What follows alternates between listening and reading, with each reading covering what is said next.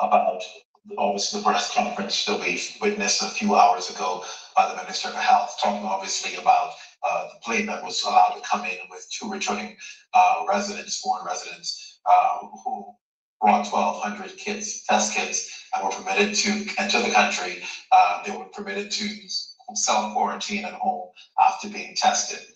You were talking, going to the break, about the fact that obviously what appears to be in exchange for these test kits. Yeah, that's assumed that the flight took off without a flight plan, the number of souls was listed on it. That's how they know how many people on the plane, if and when it crashes, or if it crashes, sorry. So if the minister then says, you know what, these two people came in, how were they presumptuous enough? Because everybody, it was advertised that our borders were closed far and wide.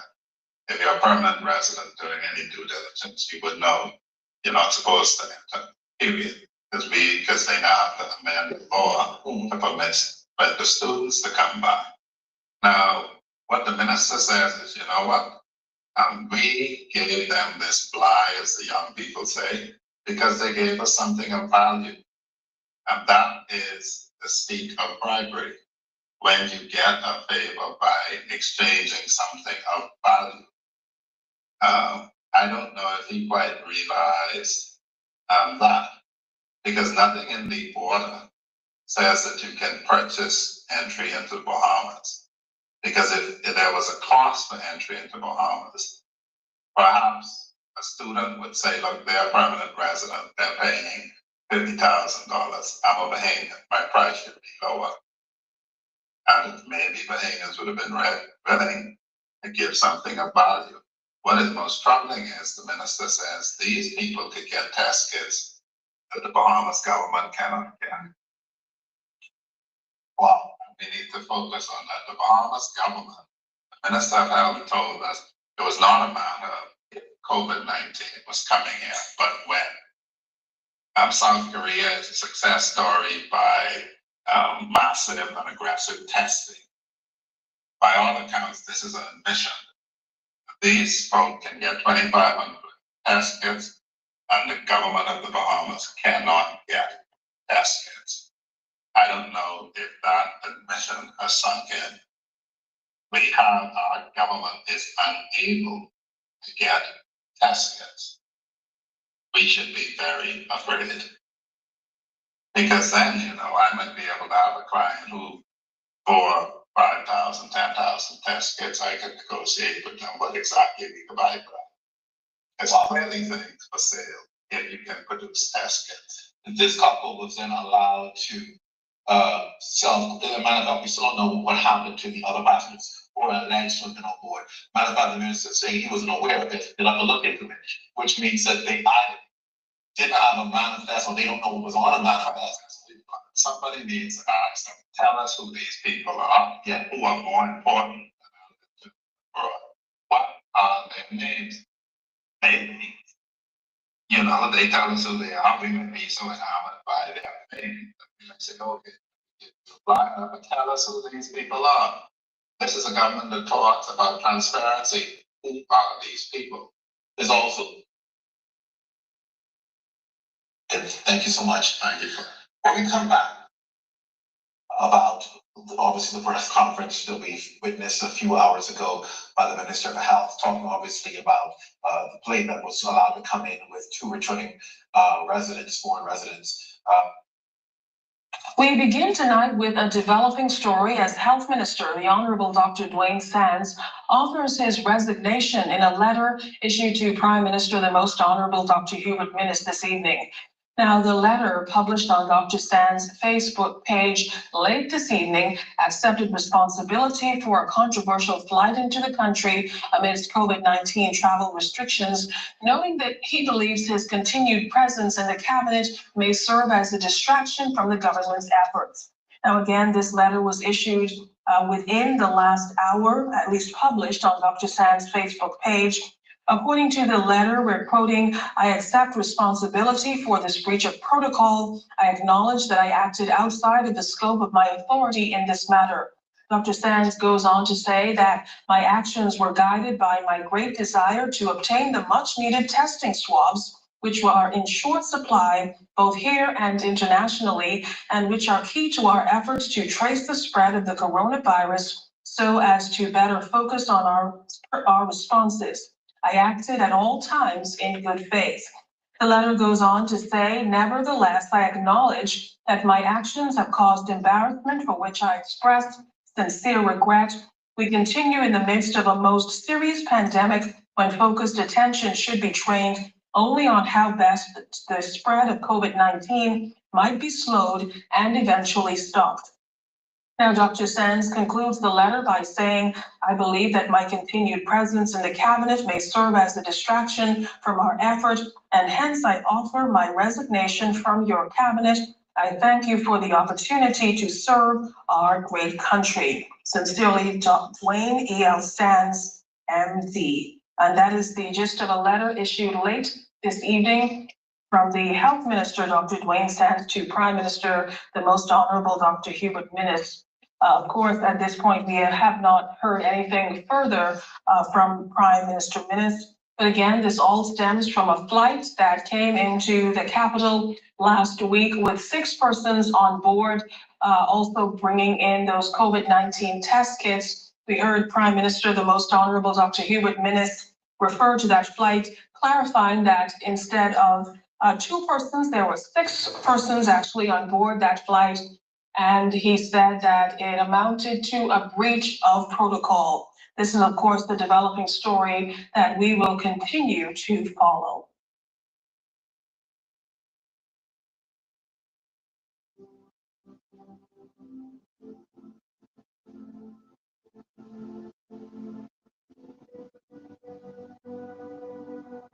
We've got breaking news as Eyewitness News understands that at least 20 junior doctors employed by the Public Hospitals Authority have been given termination. Dr. Duane Sands begins his testimony in the contract Was approved by the Minister of Health, Dr. the Honorable Duane Sands, without the board having any knowledge of it. The witness was also referred to a letter from former PHA Director Herbert Brown to the acting permanent secretary seeking legal advice on the awarding of the contract, as there were concerns of I also noted the actions of Health Minister Dr. Duane Sands and National Security Minister Marvin Daines and the role they played in the charges being filed and the second contract being awarded to Barbara Hanna. She said she found their actions wholly inappropriate and gave rise to the appearance of a political favor. The Health Minister today defending the storage of Hurricane Dorian victims in Abaco after the opposition raised concerns that the bodies have been de-icing and that swarms of flies are in the area where those bodies are being. Up to the office of the Prime Minister, I was upset. That was the Prime Minister's strong response as he expressed disdain over the leak of the Marijuana Commission's preliminary report.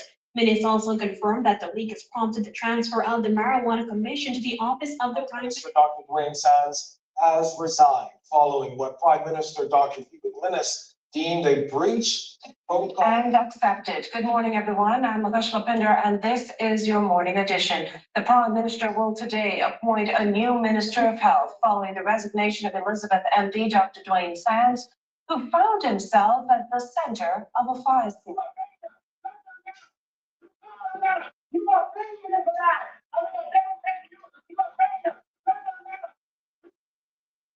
This is Port-au-Prince, Haiti, where a brutal gang war is raging. More than 20,000 have been killed and tens of thousands of people have fled their homes. Fueled by years of political instability, corruption and poverty, the violence is getting worse and the armed groups are running riot. Police and politicians have lost control of almost all of the city. Firearms are fueling the crisis, with over half a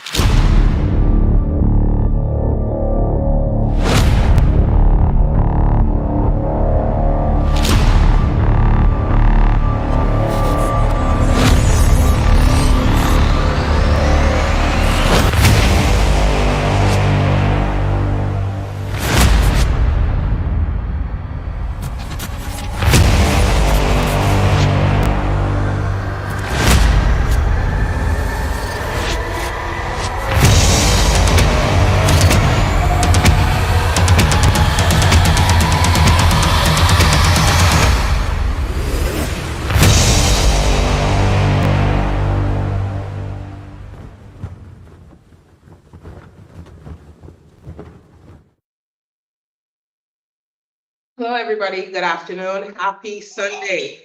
We are back here at the Empowerment Center with the COI, and we're just talking today. We're having a good conversation. I will be your host until further notice. My name is Aisha Claire.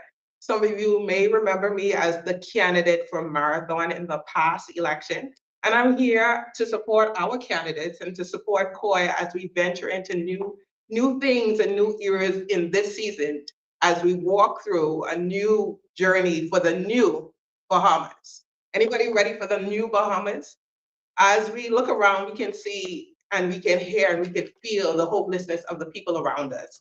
We know that there are needs. We know that you are crying out for more, and we are here to give you more. No more promises, but promises of a better you, a promise of a better me, a promise of a better country, not just for us, but our children and their children for generations to come. We're going to stand strong, and we're going to stand behind you, beside you, and we're going to fight for what is yours and what is mine.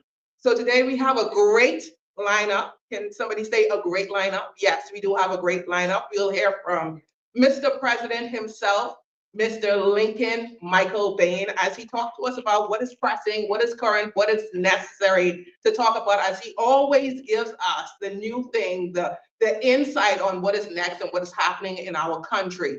I know you guys are prepared and anxious to hear about that. Also, we will also be talking to one of our candidates, and that's so exciting that you would get to know her. So I've already let it out of the box. It's a her, it's a she, it's a woman, obviously. So we're gonna talk to her and we're gonna get to know her even more. We're gonna get to know who she is and what she has planned for her community, even as she stands and she places herself for COI, and she stands for Bahamian people just like you and I. And what we realize with COI's candidates, if you've noticed, they're just regular people who got fed up of the same old, the same thing back and forth, back and forth, back and forth.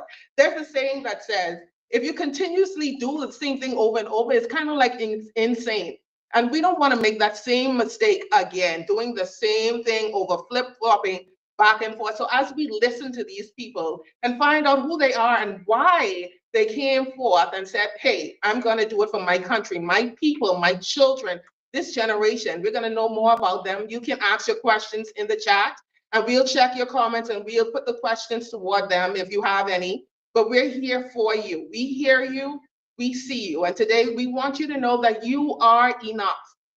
In whatever state and whatever place you find yourself in this moment, know that you are enough. Know that we see you, we feel you, we hear your cries, and we believe in you. And we are going to fight tooth and nail for you as Bahamians, organic Bahamians in this country, because this land is my land, this land is your land. From every key, every island, this land is made for you and me. So without further ado, we're gonna call the president, Mr. President, Mr. Lincoln Bain, as he addresses us this Sunday. Thank you so much for listening. I'll be back.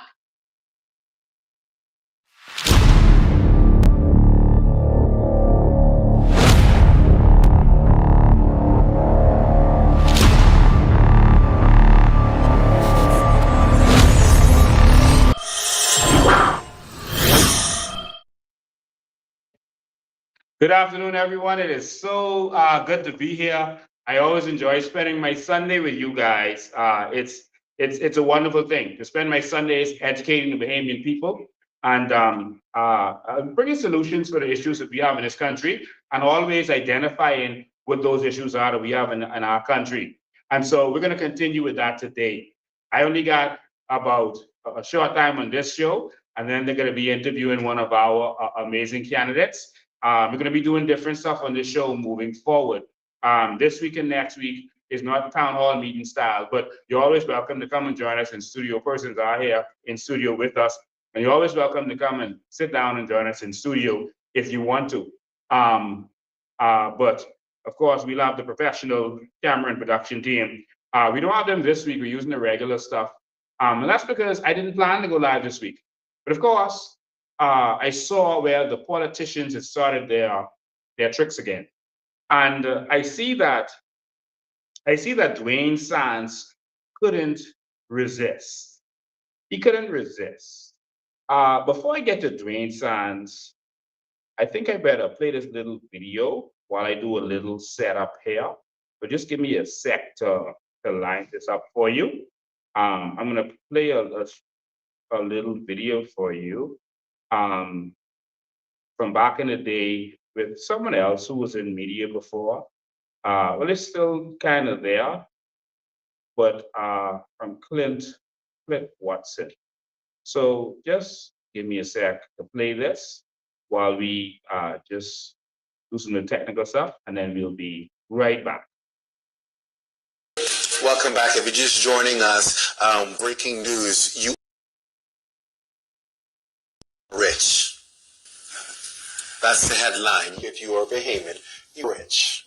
And the other headline is you've had someone stealing from you, had somebody stealing your wealth, forces, and trying to steal your future. The good news is we are now on to the trick. And so our job is to make sure that we get it back to you. That's what tonight is about, educating you so you are aware of what's been happening. And then you can decide whether you want them to get the child Sanders cane or you want them to go to jail. Because this is nothing short of criminal, that our country has been doing this for years, and our people are still suffering, and we are not doing anything. See, in case you don't understand, here's my issue. Here's my issue. The Bahamas, God placed this here. God placed this archipelago of islands here. Strategically, right where it is in the world, because he knew that it would be a literal paradise. He also knew that he would equip in the Commonwealth of Bahamas everything this nation would need, that its people would be wealthy and not have to depend on anybody for anything. That's why he put fish in the ocean, natural resources in the earth, so that we can be able to have access to our own wealth and not depend on people to give us handouts. That's what the good Lord did for you. That's why I always tell people, if you are part of the Bahamas, you are designed by God to be blessed. He blessed you so much to give you a country like this that is so rich. The world knows the riches of the Bahamas. So if you're a Bahamian, your hat's off to you. You are the apple of God's eye. The problem is, we've not been living like that. The problem is, we've not operated in our God-given kingdom authority. Why? Because we thought only pirates were stealing from us. We thought only the British were stealing from us and didn't recognize that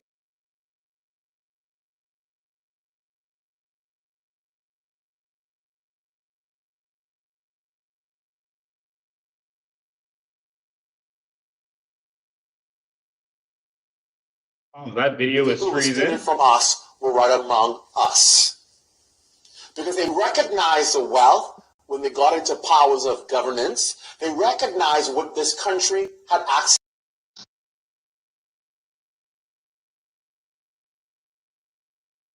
access to, and they said, shh, oh my goodness. Oh my goodness. Oh my goodness. All right, ladies and gentlemen, I'll stop that right there. A lot of you have seen that video already. That's when they were talking about, that's when they were in opposition. That was an interview that Cliff Watson did with Vaughn Miller. Vaughn Miller came on right after him. If I continue to play the clip, you would have seen that. And they both started talking about how valuable the country is and how it's worth billions and billions and Bahamians are being robbed, etc. But they want you to stop that conversation. They're trying to distract you. They're trying to distract you from that conversation and get you talking about who is worthy to be leader of this country and who's not worthy to be leader of this country. They want to talk about who is good and who is bad when they've been raping and robbing this country for so many years. I saw a F&M troll who was a part of the last F&M administration, Marlon Johnson. Marlon Johnson made a post trying to deceive the Bahamian people. he put this post up there and worded it in a slick way to make it seem as if Bahamians shouldn't expect to benefit directly from a sovereign wealth fund, because sovereign wealth funds around the world use the money for infrastructure and that kind of stuff to pay off debt, et cetera, is basically what he was saying, which is absolute nonsense. A sovereign wealth fund can be used for whatever a sovereign state decides to use it for. And I'm glad to see that so many Bahamians went on to that post and started to put him in his place. You know, these kinds of people talk down to the Bahamian people as if they're dumb, as if they can't do research on their own. The F&M, that crew, Marlon and another fellow named Kingsley Black, I know he was the principal of Prince Williams for a couple of minutes. They started putting this thing out there to make it seem like this whole thing is impossible, trying to put doubt, because they showed Norway and that Norway uses their sovereign wealth fund to do infrastructural projects, et cetera, et cetera. And so persons had to go in there and explain to him. But I'll get to that later on in this. I just wanted to put that out there to you, that I was so proud of my Bahamian people who went there and showed him the facts. They showed him how many countries are letting people benefit directly from their natural resources with payments, et cetera. And they were putting him absolutely in his place, and they were brilliant in doing it. Bahamians have woken up. People in Baintown and Camp Road, they have access to Google, they have access to AI. The research that they can do, the knowledge they can get in 8 minutes on the internet, it would have taken people like Finland and them 8 years in school to get that same knowledge. All right. And so I wanna say congratulations to Bahamians. You are waking up and you are putting these pseudo intellectuals in their place. All it is they don't want you to benefit. They don't want you to get to where they are. All right. They prefer to keep things the way it is and to be over you. Why? It makes them feel better about themselves. But I am tired of a Bahamas where people are suffering. People are living on beaches. People are hurting. People are being treated like second-class citizens.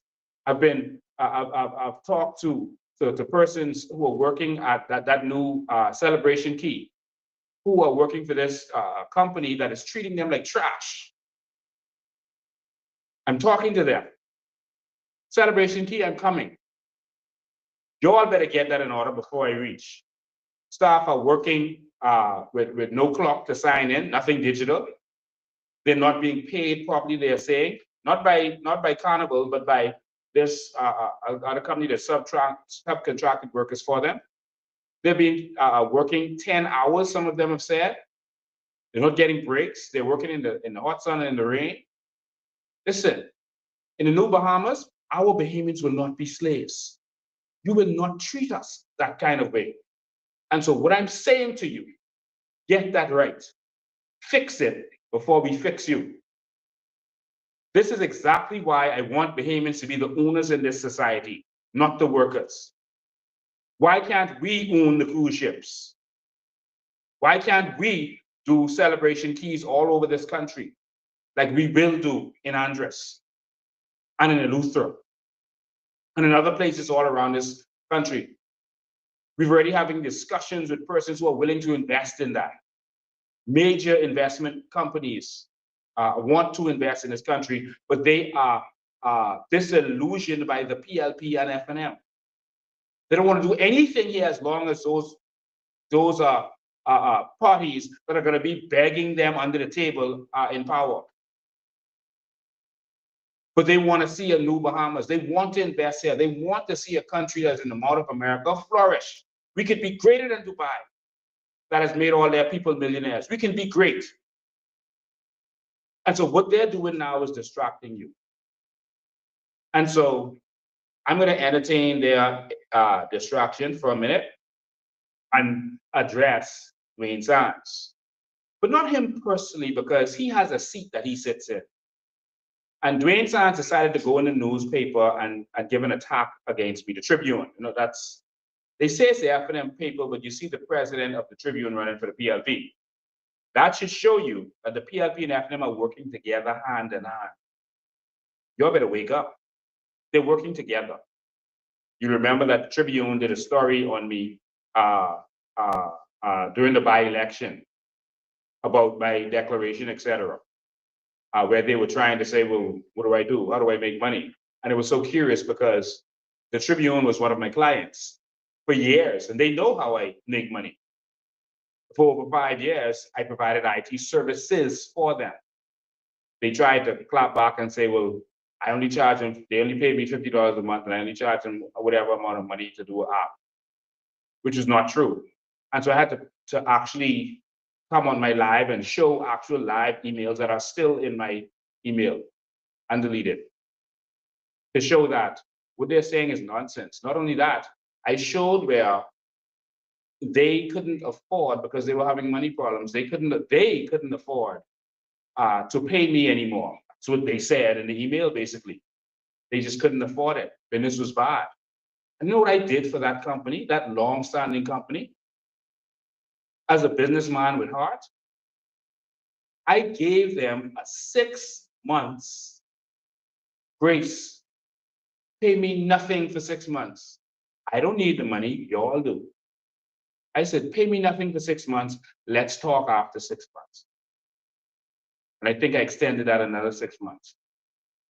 But now all of a sudden, they seem to be concerned with me and issues, money issues. Don't get distracted. Media companies are set up to do the bidding of politicians. That's what they do. They get their radio personalities on there to do their bidding, their newspapers that are going to put things their way. Don't be deceived. All right? And so now they wanted to push that story out there, put something in writing so when people Google, they'll see it. And so they got Duane Sands. They set him up to go and say something. But Duane Sands, I know what you're doing. Duane Sands, you are not a chess master. What Duane Sands is actually doing is he knows that I'm going to respond. He knows because we went through this the last time he came at me. And I brought Ms. Barbara Hanna to show you how much of a scoundrel Duane Sands is, our own testimony. That he wanted her to set up, he gave her a contract, and he wanted her to set up Frank Smith, and that she didn't press charges against Frank Smith. That he was behind that. He was pushing that. And Barbara Hanna told us some things about him. I'll get to that a little bit later. And so Duane Sands decided to come back at me. You know why? Because he wants to crumble the F&M. Wake up, Bahamas. He knows that I'm going to come at them. He wants the F&M to look bad so that maybe a hope of another convention before the election, if the election goes to next year. And so Duane Sands is making sure he does whatever is going to hurt the F&M so that Pintard can be removed and they can replace Pintard with him. That's what he's doing. There's no other reason. All right? Ingram really wants Duane Sands to be the leader. Everything they're doing is a setup on the F&M. The candidates, they're picking everything they're doing. Now, before I get into this, some people say, why are you focusing on the F&M? I'm not focusing on the F&M. I'm focusing on the PLP and the F&M because both of them are a problem in this country. I don't understand why you don't see when we're out there exposing what's going on with the PLP, but you have a problem with when we say something about the F&M. The fact of the matter is both of them are the governing parties. The government consists not only of the governing party, it also consists of the opposition. We pay in both of them. We are paying Pintard about $500,000 a year with all of the expenses and office and all that, about $500,000 a year to oppose the government and their wickedness. We pay in them. So don't tell me to don't focus on them who are not doing their job and only focus on the government who isn't doing their job. Both are not doing their job. And this is a lesson in civics to you. They have a job to do and they can table bills, they can sue the government. If the government is not following procurement, Her Majesty's loyal opposition, with all those lawyers they say they got, can file a judicial review. And if they gave out a contract that wasn't a good contract or it was a crooked contract, they can get that contract revoked. But they ain't doing that. You know why? They're working together. Wake up. And so that takes us back to where we are. So when I saw Duane Sands do that, it doesn't move me, doesn't affect me. My eyes on the prize. I don't want you to think that anything they say or do can distract me, right? What I decided to do, I was curious.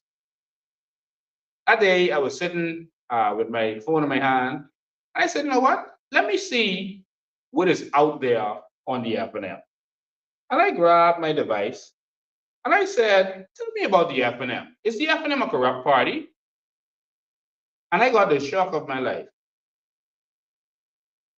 AI gave me a whole cadre of instances to show me that the F&M is corrupt, that I've never seen our newspapers, our investigative reporters, or anyone focus on. I was shocked.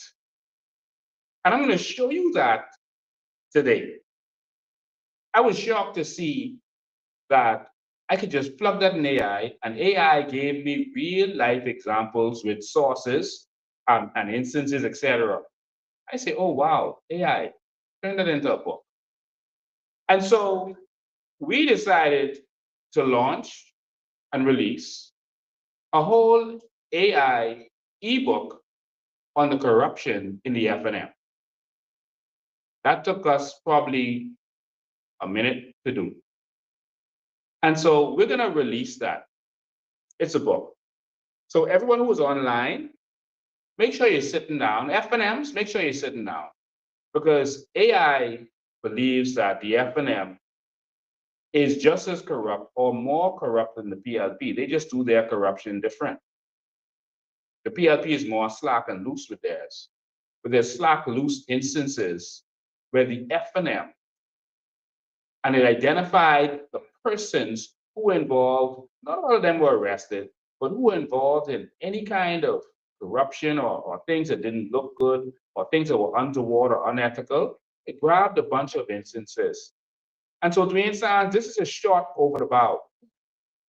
Because if y'all don't want me doing the diplomatic stuff that I'm doing, I can spend my time really investigating each of you. And you will see how trained I am. You will see what I am good for. You will see that I will have every file on every one of your MPs. Because it's curious that the F&M and the PLP are attacking the COI. They're not attacking each other. Did you notice that, Bahamas? Do you see that? It's happening right in front of your eyes. Why is that happening? Right in front of your eyes, you can see that the F&M and the PLP are attacking the COI, and really me. They're not focusing on each other. You know why? I had a lawsuit. It's a civil lawsuit. I brought that to the public. Before the 2021 election, I had a whole live on myself, letting people know that anyone who has anything on me, they can come forward during that live and they can expose me. If you have anything, bring it to the table. I won't sue you. Just come, bring it to the table during the live. I announced it a week in advance and told people that they are free to come and talk about me. Anything they have is legit. Different than any politician will do. They try to hide and cover up. I said, anything you got on me. And when no one was able to come forward, I said, okay, I can sit down and think of some stuff that you might want to know. I did that. And I brought up that model where I invested in the business, other people invested in the business, it burned down. And one particular person said I should pay them back personally. I said I didn't agree. All right, and I'm going to challenge it. And in the end, if I lose, I'll pay. Simple. They don't have anything else on me. You know how I know that? You know how you know that? Because after over 2 decades of fighting them, if they had anything on me, you think I would still be sitting here in front of you? You think I would still be walking around in this country if they had anything on me? Have you even seen them sue me for defamation? Arrest me for defamation, for libel? If they had anything, if I was the bad person that they're talking about, you don't think they would have dealt with me by now? What would they do is make up lies. I don't have anything to hide, but they do. All right? So, again, I am free when I go live again. Anyone has anything on me that I have done to them, please come forward. I am live every week. You can't let someone who is bad be live every week. and you don't come forward and expose them. You're open. I have an open line. All right. And so will Pinta do that? Will Brave do that? I don't think so. Will Duane Sands do that? And I can do that because I am not afraid and I'm not ashamed. I'm not ashamed of my past. I'm not afraid of my present, not afraid or ashamed of my future. All right. So let's get to talking about the F&M. This is to educate you, not to attack the F&M. I have to educate my people because if the people are so foolish to go and vote for the F&M again that we just got rid of, maybe one of your children might be in the room and this might go in their head subconsciously so they realize that they're being tricked, going back and forth F&M to PLP. Because if the F&M happens to win, a couple of months after that, you could be crying and complaining again. All the unions crying, all the workers crying, everyone saying they corrupt. Hey, what this deal is, they just do. What they just give the Branson and that? Would they give it all the West Coast? It could be the same thing again. So now they want to move to focus on something about a civil lawsuit. But you notice something? Many PLPs have had civil lawsuits, including Brave Davis, Allison Maynard. I could name all day. I don't have time for that. Many PLPs have had civil lawsuits. And what's his name? Leslie Miller. I think one time he ran with 2 judgments. I think he still owes Bank of the Bahamas. We are paying that back, but we're letting him go on TV and attack other persons. When we are paying for the $30 million that Leslie Miller borrowed. Our NIB money, now NIB is raising, partly because of the $30 million. But do you hear the F&M talking about that? Nah, that's their partner in crime. Did you hear the F&M bringing up Brave Davis in this cases? I know Ingram mentioned something one time on the stage. Man. So we got to attack Lincoln because he is the threat. Why? Because he wants to empower Bahamians. We cannot let that happen. We got to deal with him. That's the one you got to take out. Remember, that's PLP words. So let's do a little, and we still need to find out if Leslie Miller paid our BPL, the $500,000 that was owed. We need to know that. We know a deposit of $100,000 was made in cash. We still need to know that. Saying it's not to attack him, he was a public figure at that time working for us on our behalf at BPL. And that's how they took advantage of it. But this isn't about the PLP today. All right? I always dealing with them. This is about Duane Sands and his party that he's running. It was so curious. It's so curious that AI picked this stuff up. I mean, AI picked this up when Bahamians wouldn't pick this up. We experience it, we live it every day. But it's like we just ignore it because we just love our parties more than we love our country. And they can do anything to us, and we just vote them back in again. But I'm going to pull this book up on the screen for you. Make sure you're sitting down. Sometimes AI gets things wrong, so go and research anything that you see for yourself. And this isn't meant to defame anybody. These are all public figures. They won't give us a Freedom of Information Act, so we can't see what's going on. We can't know what's going on, so we have to assume everything. So maybe AI is taking that job of being our Freedom of Information Act. But boy, they did a good job. I asked a simple question, and AI produced a book that we're going to release that you can use to remind your friends and family why they should never go back there. All right? Duane Sands made a statement. He was talking about me. He said that we should look at the character of persons that we want to lead this country. He's absolutely right. Again, my character, my life has been in the public for about 20 years. I have nothing to hide. They hide theirs. Now, they need to look at their character. Here we go.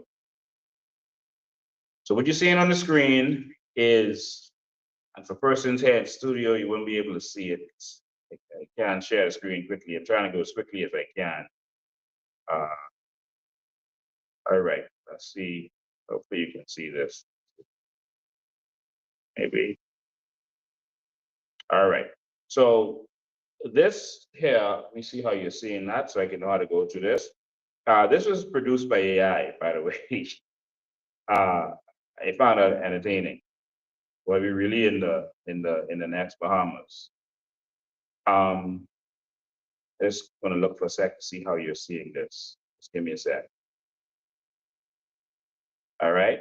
So here's a booklet that's put together on the FNM. Okay, you can see it. I'll enlarge what I have to make sure you can see it good. So what AI did was put this book together, right? And there's the only thing that we added was a couple of things with Pintard in the back of the book. All right, like when he was in college, I think it's like 3 items we added. But everything else on everyone else, that's AI. And so anything that's in court, we're not saying this to say who is guilty or who is not guilty, who should be charged, who shouldn't be charged. We're not trying to influence any court matters in any way. But the newspapers reported on all these things, and so AI reported on it. So we're just putting it out there. So don't take anything from this to make up your mind about any court matters. All right. So isn't this a beautiful book? AI is amazing. And so here we go. It's a matter. It's a scandal. And so they have an introduction, and I thought this introduction was so amazing. You know why? This introduction tells us that the FNM started in scandal, that the FNM was found by corruption, because it said some of the dissident 8 that left the PLP, that some of them were considered corrupt, and some of them were in the middle of corruption scandals. Not all, some. And they went and joined the UBP. The UBP that was scandalous for all those years, that a commission of inquiry said was a very corrupt organization that was working with the mafia, that was stealing from the Bahamian people, raping and robbing at every turn. And they went, talking about Pinland, and joined the UBP, the bad guys. And that's why they couldn't catch hold. They couldn't take hold, and no one was listening to them at the time, because how could you talk about Pinland, who was still doing good, and y'all joined the evil people who was raping and robbing us, who y'all campaigned about for all this time? How could y'all? And then talk about corruption, and you join in with Pop Simonet and them? How is that possible? So the FNM was started in corruption. There was nothing good about the governance of the UBP. They were raping and robbing this country at every turn, and those persons joined with them to start the FNM. They started out wrong, and AI caught that. While Bahamians are ignoring that, AI caught that. It's a scandals involving members of the Free National Movement from founding to introduction. The Free National Movement likes to market itself as a righteous alternative in Bahamian politics, but its very DNA is rotten. This is AI. You seen us. And anyone who wants to see, I can show you where AI did produce this. In whatever date, a band of 8 progressive Liberal Party MPs, many already muttering on the clouds of graft allegations, stormed out of the PLP, meaning many of them were corrupt. Many of them had allegations over their head, and promptly hitched their fortunes to the United Bahamian Party, the Bay Street oligarchs, who had just been found corrupt by a Royal Commission of Inquiry. How do you do that? That shotgun marriage of PLP dissidents and UBP power brokers gave birth to the FNM, a party conceived not in principle, but in expediency, patronage, and the stench of scandal. Half a century later, the FNM's public sermon of clean government stands exposed as theater. Oh, they know they use that word theater, and Pintard is the leader. AI is amazing. From airport paving rackets, ransomware, and visa kickbacks to COVID era favoritism and outright bribery, every F&M administration has spawned its own harvest of disgrace. Jesus. That's what AI think of the F&M. But people wearing red shirt who lived through this. The pages that follow catalog an unbroken procession of ministers, MPs, candidates, and financiers who treated the public purse as private loot while preaching virtue to the nation. Today, the rot sits at the very top. Party Chairman Duane Sands has been judicially condemned for meddling in criminal prosecutions and abusing emergency powers, and party leader Michael Pintard still drags the toxic baggage of the Nygard murder for hire affair. The watchdogs have changed colors, but the old tricks remain. Conflicts of interest disguised as public service, contracts funneled to cronies, and a leadership more eager to publish its halo than purge its house. Jesus. Wow. Oh, there's more. Over the picture they put together. The F&M began in scandal, and as this dossier shows, it has never left the gutter.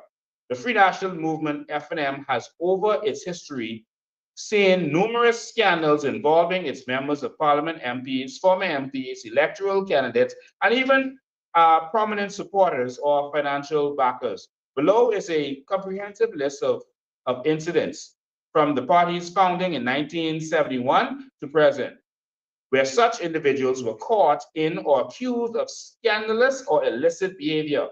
Each entry lists the person's name and a brief description of the scandal, arrest, or just accusation with sources.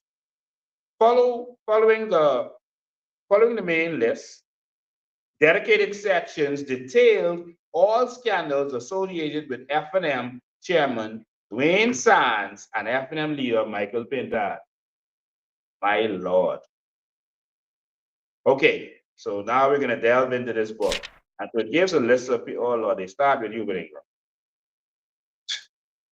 My Lord, I am. I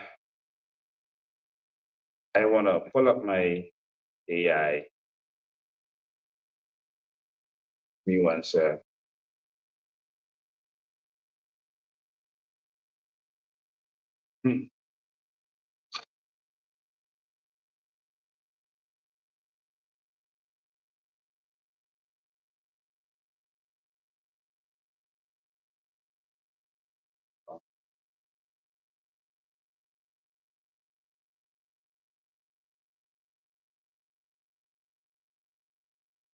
So I just want someone who's in the audience who don't mind coming here. Anyone of y'all in the audience who won't come up here? Any of y'all?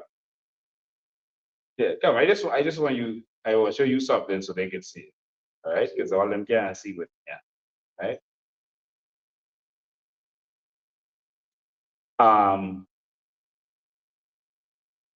And AI put them behind jail, so this is symbolic. That don't mean they committed crimes.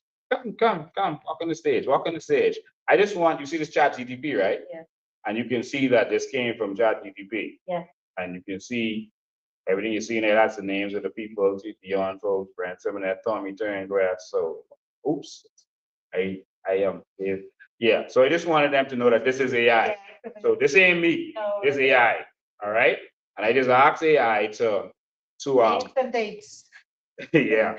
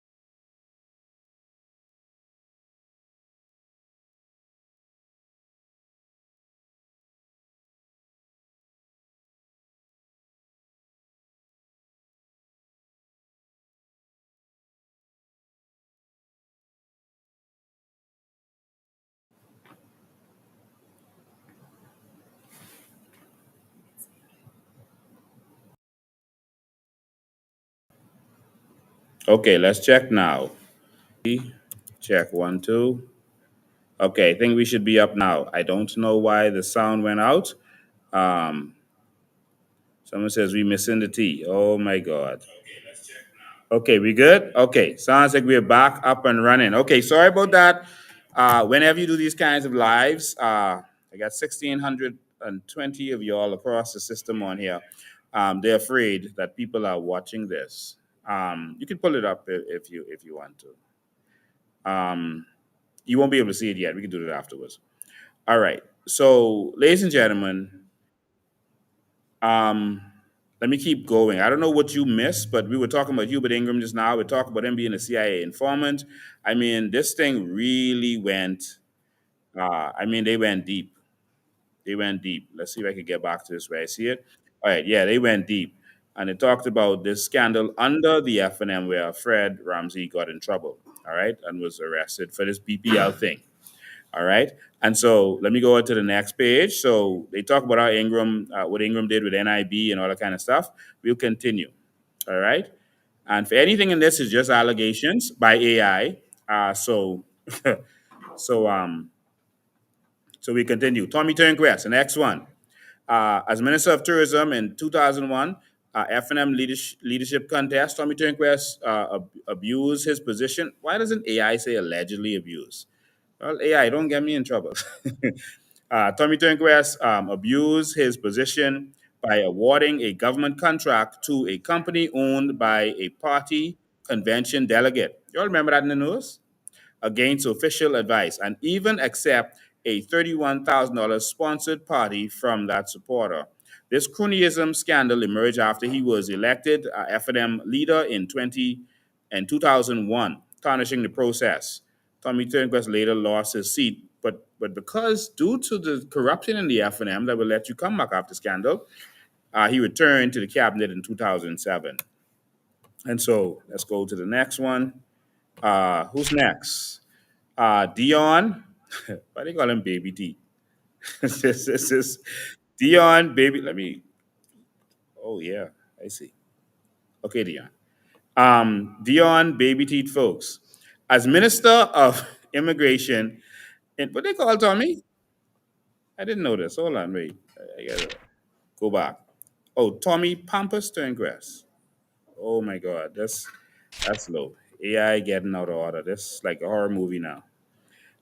As Minister of Education in 2001, folks were similarly accused of corruption for awarding inflated contracts to party delegates during the same FNM leadership race. Despite the scandal of apparent nepotism and vote buying, folks also went on to serve again in FNM cabinets in 2007 and 2017. That's the FNM culture. Folks was also implicated in a scandal involving a subdivision development in Cowpen Road. Bahamians accused folks and others of collecting their funds but not delivering on the homes. It says Senator Desmond Edwards, this is an allegation, and the former Torchbearer Youth Association executive Denise Alexander were implicated in the accusations with him. All right. So those are all alleged. The next person is Brent the Grinch Simonet. The former deputy prime minister has faced multiple conflict of interest scandals. In 2001, Prime Minister Hubert Ingram forced Simonet to resign. In other words, fired that corrupt man as airport authority chairman after Simonet awarded an airport paving contract to Bahama Hot Mix, a company he himself had ties to. I mean, it's touring on it. All right. He said he put it as in trust or some nonsense. You know what the crooked stuff that mafia does. To himself, he had ties to without board approval. Without board approval. All right. The same thing that the FNM is accusing PLP of now. The same thing Duane Sands did when he gave the $2 million contract to the lady because he wanted to testify against Frank Smith. It was without board approval. All right. So this is it again. Corruption. Years later, in 2019, while serving as Minister of Financial Services in the Minister's administration, Simonet resigned amid uproar over the government's lease of the town center mall, partly owned by his family, and a $20 million airport runway contract awarded to a firm linked to him. All right. I think the contract was before that. And I don't think he resigned because of that. He justified it and then he resigned. All right. He said Minis just came to him and forced him to do it. All right. The opposition blasted Simonet as emblematic of conflicts of interest and self-dealing, given the government's renting his family's mall for $900,000 a year and other contracts benefiting his business interests. Simonet has had to resign every time he served in government and is probably the most corrupt politician in the ministry. That's the man who endorsed Pintard. Why did he endorse Pintard? Because now, all right, all allegations. Javago, Screech. Brent the Grinch Simonet. OMG, Brent the Grinch Simonet. Chivago Screech Lang, whatever that means. As Minister of State for Finance, 2007-2012, Lang was dogged by the Mono Bay scandal in 2008. The Progressive Party, PLP, accused him of improperly intervening to reclassify lower the import duty on the Monovea energy drink, a product distributed by Lang's relative, allegedly to benefit his. Thanks for using allegedly, AI. Allegedly to benefit his family member's business. This alleged ethical lapse created an appearance of nepotism and partiality in customs decisions, though Lang denied wrongdoing. All right. And so next on here we have Mr. Earl Schmiegel DeVoe. Wow. Earl Schmiegel DeVoe. In 2010, as Minister of Environment, DeVoe was accused of a series of conflicts of interest after it emerged he accepted free rides on a luxury helicopter owned by the Aga Khan, a billionaire investor. At the time, the Aga Khan had a major development application, including dredging in a protected Exuma Park, awaiting approval from DeVoe's ministry. DeVoe admitted taking helicopter trips to attend a film screening and to visit Aga Khan's island, but insisted that a helicopter ride would not buy his influence. Because you're corrupt, you can't see the problem with it. The incident sparked public outcry and opposition claims of impropriety, though the prime minister chose not to dismiss him over it. Next page, Dr. Hubert Doc Minnis. The former prime minister himself, the subject of a 2015 controversy over a conflict of interest, while opposition leader Dr. Minnis was accused of failing to disclose that his private company, Layshares Investments, man, they put the name of the company, continued to rent a building to the Public Hospitals Authority on a monthly contract while he served as Minister of Health, 2007-2012. The lease of StatCare building had begun in 2005 after he entered politics, but was not formally renewed during his tenure. Instead, it carried on routinely with which Minnis did not list in his 2007 candidate disclosure. He supposed to get locked up. The PLP charged that this was abusive and called for his resignation, though Minnis maintained he had declared the interest after election and that no conflict occurred since the arrangement. He said he mentioned to the prime minister is what he said. All right. And so I guess they skip over all the stuff like the Dorian stuff where they hid the bad stuff that Minnis and them did. They're just dealing, I guess, with those kind of stuff. John Jr. Boswick II, a former F&M senator in 2012. Anyway, they're going to say he was arrested for bullets. They found him with bullets, and he was fined $15,000. He's still able to practice as a lawyer. He had to resign as a senator. He was a senator at the time when he was arrested, an F&M senator, and he was succeeded by Michael Pintard, who was also forced to resign. So it was like back to back, like just F&Ms. Just, okay. Next. Elmer Superwash Campbell, Jesus. A former FNM senator, cabinet minister, Emma Cameron was arrested for some. They accused her of some fraud, et cetera, et cetera. It was 1.2 million, et cetera. And she, of course, she was an FNM senator and et cetera, and candidate, et cetera. All right, I'll skip through. Duane Molly Sands.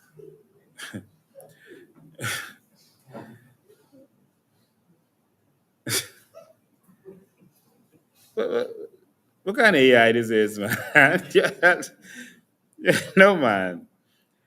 See, see. All right, it says see the dedicated section on Duane Sands below for full details. So this just a little some piece of it, and then they have the more details after. Briefly, Sands, a senior surgeon and current FNM chairman, had to resign as Minister of Health in May 2020 after a breach of the COVID-19 emergency protocols. As you saw in the videos in the beginning, he admitted allowing a private flight carrying COVID-19 test swabs and 6 American patches to land in the Bahamas during the lockdowns, which the passengers bypass strict entry rules, quarantining at home without prior testing. The flight fiasco caused public anger since stranded Bahamians were unable to re-enter at the time, and Sands took responsibility for acting outside of his authority, breaking the law in an attempt to secure vital medical supplies. That was a BS. He made, in my opinion, he made some deal with them to allow them to come and say, listen, bring some swabs so if we get cash, I can say you're always bringing some swabs. How could you take swabs from private persons? That's going to go in people's nose. That's a security risk. That was used as an excuse. 1,200 swabs?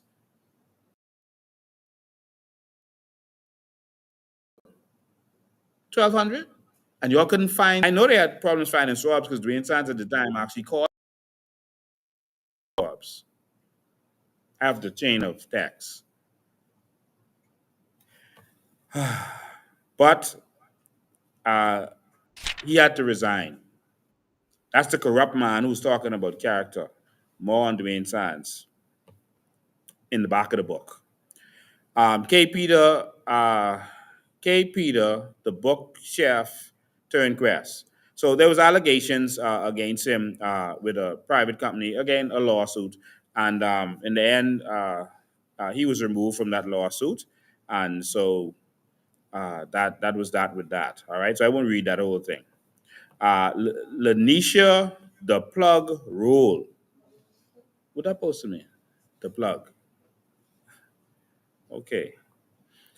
The former Minister of Youth, Sports and Culture and an FNM MP became embroiled in a scandal when she resigned from cabinet in February 2021 under mysterious circumstances. It later emerged that an audit of the National Sports Authority had uncovered irregularities. And in March 2023, Rule was formally charged. You'll remember that I did a live with the document that was being hidden because I got my hands on the document that was hidden, and we exposed exactly what was going on with Lanisha Rule. We had a whole live and we read what was going on. I'm not reading this now to say whether she's innocent or guilty. I'm just neutrally informing you that we exposed the document on a live, and she was subsequently arrested, and the courts will determine if she is innocent or guilty. All right, and so she was charged, and she was Minist's right hand man in the party,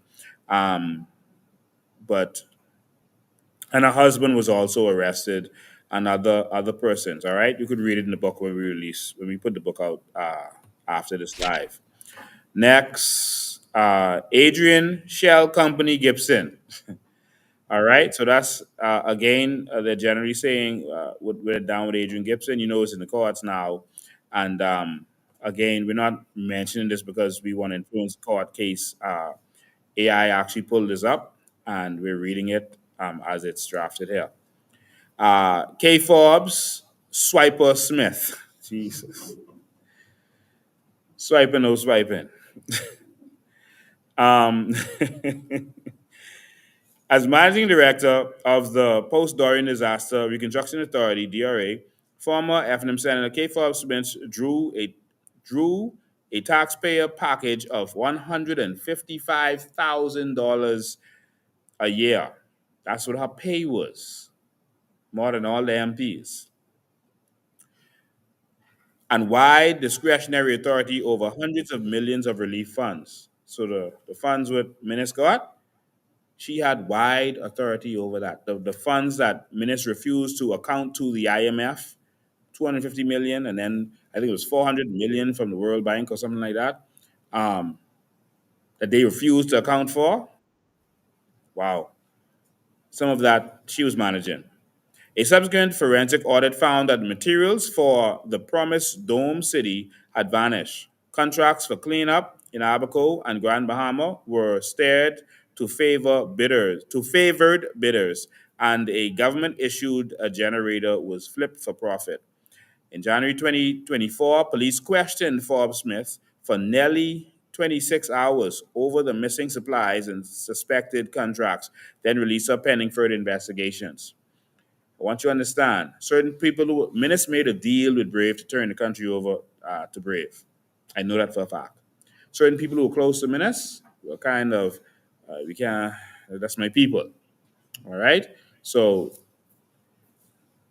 hopefully Lanisha Singh can start soon. And K. Forbes Smith, that's Minis people. All right? I'll leave that right there. Oh Lord. What just happened? Everything disappeared. Okay, here we go. Back up. Okay, there. Next, we have Ellsworth Landlord Johnson. You too, Ellsworth? Ellsworth, you too? While Immigration Minister Ellsworth Johnson thundered against unregulated shanty towns, but critics noted that one such illegal settlement mushroomed directly opposite his own Yamakwa residence. I will say that sometimes with the name AI makes a mistake. His residence isn't on Yamakwa; it's in Cowpen Road. He's the MP for Yamakwa. All right. But his residence is on Cowpen Road, right across where we exposed the flea market what they had and this big 5-acre shanty town that built up. That's the resident they're talking about. Jordan admitted, I live in a community where I see unregulated buildings, yet did nothing to halt the expansion, even after a 2018 court injunction froze the demolitions elsewhere. Human rights groups lambasted him for reckless rhetoric after he lashed out in the UN for criticizing planned mass evictions, et cetera, et cetera. All right. And so Ellsworth Johnson is, I think what they're trying to say is that Ellsworth Johnson was the Minister of Immigration and lived across the road from the shanty town and did nothing about it. Now, I want you to know that the FNM always for saying that the court stopped them from breaking down the shanty town. The Supreme could have appealed to the Court of Appeals if they felt that that was a wrong judgment, and then they could have appealed to the Privy Council. Think about that. But when Cheryl Grant Thompson told them, no, you can't break down homes, they said, oh, okay then, Cheryl, thanks. And they left it because that's the decision they wanted, because Fred Smith funded the FNM and they wanted to make it look like, Fred, we're doing what you say, but just let's take it to court and then let it stop right there, file for an injunction, let it stop right there so we could use that as an excuse. That's what they always do. Don't fall for that trick, Bahamas, because they can do that many more times. Next, Marvin the Drone Man Dames. And I think we know about the drones. It was $17 million with California-based Swift Technical Systems for 55 drones. That's over $300,000 per drone. Them little drone. This ain't the big time drones they use in Ukraine, and they was using in Iran and Israel. This is little drones. That's over 300,000 per drone. We got the drones yet? Mm-mm. But Marvin back. The drones ain't reached yet, but Marvin back. And they was promising record crime reduction with that, but the drones didn't show up. Dames was also judicially rebuked in Chief Magistrate Joanne Ferguson Pratt's 2019 ruling that threw out the Frank Smith's bribery case. She condemned the egregious way Dames met star witness Barbara Hanna before police became involved, saying his conduct injected political favor, it has flavor there, political favor into the prosecution. All right? And so Duane Sands was also caught up in that allegation. All right, let's keep going. Almost there, almost there. All right, couple more. Oh, now they're on the highlights where they're focusing on Duane Sands. Y'all take a good look at that. Let me put that on the screen. Good for y'all. Sands goes his resignation over flight fiasco. Do as I say, not as I do. Sands. This is a corrupt Duane Sands. And they talk about that flight fiasco. And where they was locking up Bahamians, but they could do whatever they want. And then he confessed to breaking the rules. In other words, being corrupt and unethical. Frank Smith's prosecution in 2019, Chief Magistrate Ferguson Pratt blasted Sands for meeting Barbara Hanna, who donated to his campaign. Wow. Then unilaterally approving a $1.9 million public hospitals authority cleaning contract for her company weeks before she testified. The court called his involvement egregious and unorthodox, finding it wholly inappropriate for a sitting minister and giving the entire case a partisan taint.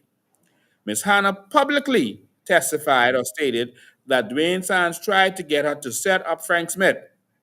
She said she never pressed charges against Smith. It was Sands who approached her to set up. To set up was her words.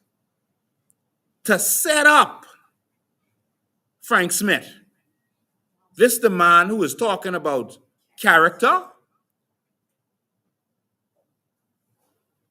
The police wasn't the ones leading the investigation against Frank Smith. It was Sands. Sands was the one going behind Barbara and Marvin Dames.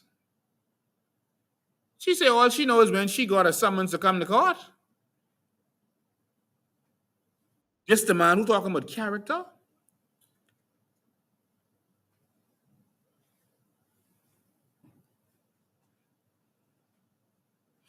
Shane Gibson proceeding. Although a jury later acquitted Gibson, court filings and parliamentary debate alleged that police witnesses were coached and statements altered after discussions with Sands. What?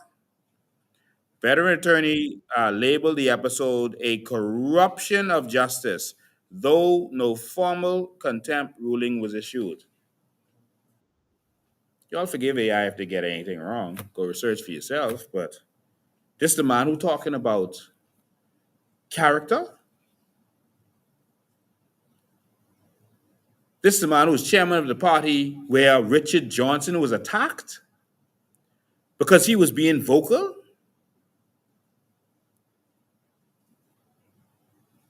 And now there's allegations that Sands went across the road to deal with the tape. Sands needs to clear that up. I don't know if that's true or false, but Sands, you need to clear that up. You again? How dare you question anyone's character? You are a corrupt human being.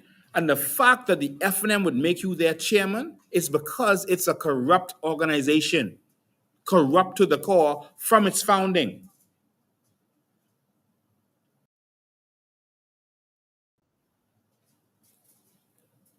I had personal conversations myself with Barbara Hanna and put that woman through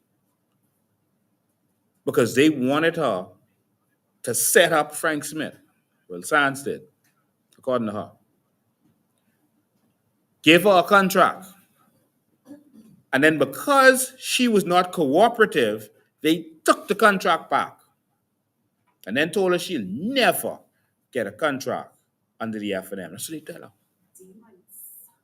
Demons. Yeah, you can talk it here. Don't be shy. Demons. Demon. That's a demon. All right? Sands should not be in any leadership position in this country. You are right, Sands, because of your character. And as long as he is chairman of the FNM, no one should support the FNM. What do you think is going to happen to innocent Bahamians who are going to be lied on in court matters? This man went out of his way. He's Minister of Health. How he get dealing with Shane Gibson case and Frank Smith case? You all wake? That man is a demon.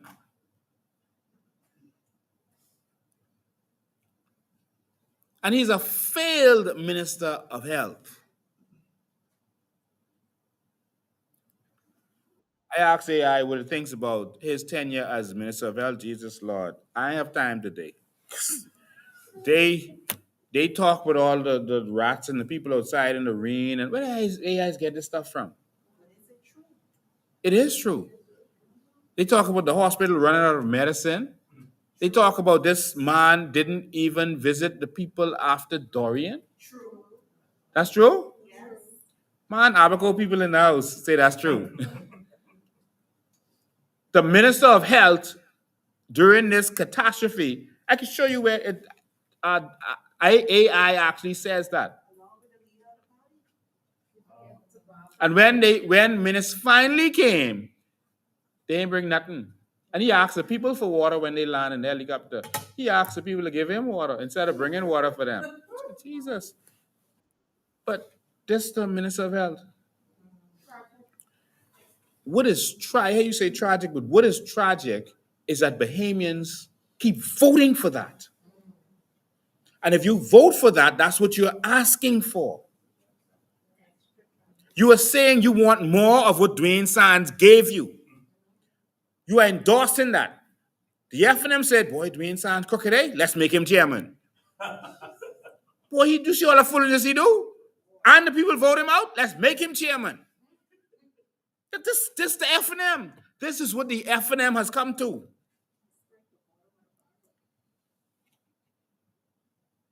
And there are still people in red shirts saying, oh, well, we have a new leader now.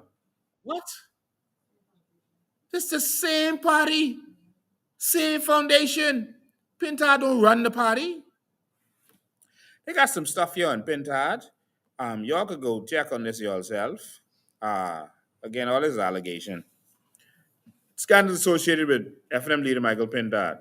All right. And again, this summary stuff, I guess they did. Michael Pintard is an admitted drug user who, man, I can't read it. Who has had mental challenges. Hold on now. AI isn't saying allegedly. Properly, AI didn't say allegedly. I can say allegedly. AI out of order. They need to pull the plug on that server. That server is not saved. Michael Pintard is an admitted drug user who has had mental challenges, probably due to drug use. Y'all lie. AI ain't say that. Y'all ain't safe. Y'all ain't safe. Yeah, AI said.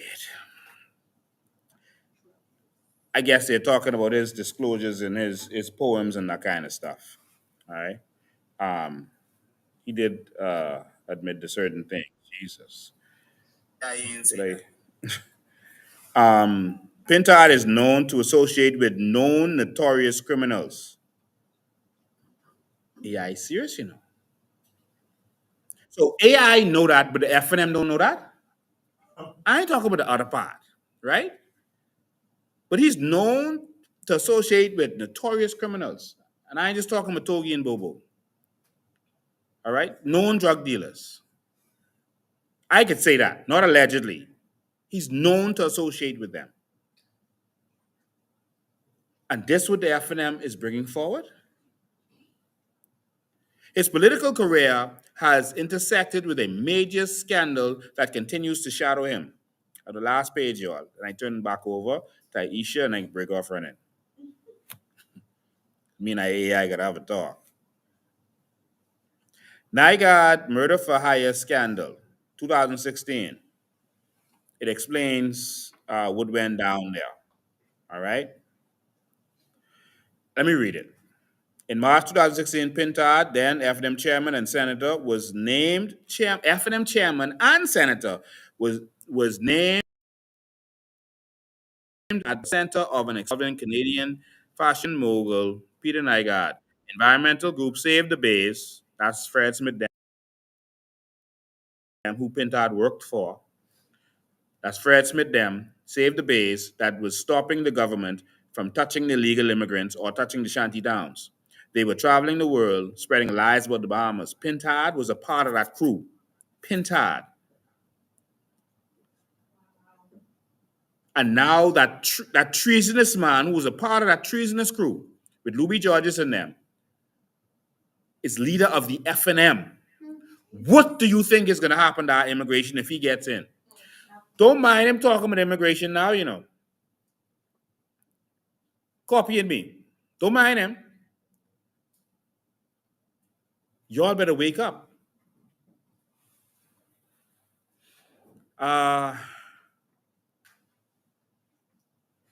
Environmental Group Save the Base and Life Key residents filed a lawsuit alleging Nygaard paid two criminals, Livingston Togi Bullard and Weisler Bobo de Vilma.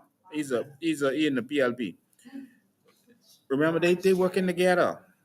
He's the vice chairman? He's a branch chairman. Okay, something in the PLP. To terrorize and even plot to kill opponents of his development schemes. Pintard was revealed to have met with these gang members, and after being informed that they had killed people and were hired to kill more persons, Pintard offered them $500,000. That's how AI word that.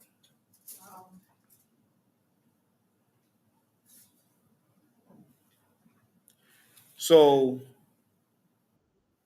you in a meeting. Let me talk to people who are inside here. Someone tells you they're a killer. They've been hired to kill people, and they hired to kill some more people. Then you tell them, yeah, for true? Okay. Let me give you $500,000 to do something for me. That sounds like money laundering. Because you're giving it to criminals.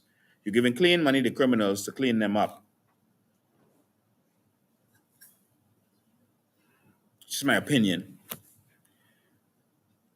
This was considered by some to be money laundering. Wow. Money laundering by giving money to those terrorists. However, the fact that he, a politician, was entangled in this sordid affair and questions about whether he or others paid the men for testimony made headlines. The FNM leadership decided Pintard had become a distraction, and he resigned as party chairman, and Senator Pintard must have had a relapse of mental issues when he said he was only doing his civic duty. He literally said that. When asked, how could these murderers tell you they're going to kill people and you didn't go to the police as a senator and leader and chairman of a party? He said he was only doing his civic duty by meeting with them. What civic duty? Just civic duty would have been to help bring the law against these criminals. So how are we now expecting that you are going to defend the law as the prime minister of this country? See, Duane, this isn't loose stuff. This reality, Mr. Sands. But his opponents accuse him of participating in a conspiracy. This now infamous Nygaard scandal temporarily derailed Pintard politically. Temporarily derailed Pintard's political ambitions. Due to the corrupt culture of the FNM, Pintard was allowed to run and later became the leader of the corrupt FNM. I like how the last part was worded. Due to the corrupt culture of the FNM, Pintard was allowed to run and later became the leader of the corrupt FNM. Jesus Lord. AI gotta tell Bahamians that Pintard ain't making no sense and that the FNM is corrupt party. Pintard, I think pieces of this we added in. Pintard was a puppet of the FNM's biggest financial donor, Desinas. At that point, Fred Smith. So Minnis had no choice but to allow him to be a candidate. Pintard was an active part of the Save the Bays movement. This treasonous group traveled to the UN to spread lies and misinformation about the Bahamas' treatment of illegal immigrants. This group fought government efforts to manage the illegal immigrant crisis in the Bahamas. AI did that. We didn't see it. Pintard was one of the persons behind the Bahamas News. We added this. Bahamas News Mabay Facebook page, an FNM propaganda page that spread lies and show the dead bodies of Bahamians on the street. Pintard was one of the organizers behind We March, a movement started to deceive the Bahamian people into supporting the FNM. I added that. I just want to know. They deceived the Bahamian public. The FNM wasn't getting no traction. You know what? Form one movement and make them think that nonpartisan so that we can start having marches against the PLP. People won't know the difference. Once there's a march against the government at the time, they can just come on. Let's just tell them we could be nonpartisan. And it was a trick all along. That move caused people to this day to not trust activists, that these activists would be sellouts. Pintard was behind that with John Boswick and Renard Henfield. The explanation is here. The FNM was not able to attract public support at the time. Pintard, well, what I just explained is there. All right. It also has a section here that was added by our people. Pintard experienced a major mental breakdown due to his habits. This while in college in the U.S. Pintard experienced a major mental breakdown due to his habits. He refused to bathe for weeks. Pintard's Bahamian college mates took him off campus to keep the university from seeing him in that state. They took him in their off campus home and cared for him. In our opinion, Pintard has never recovered.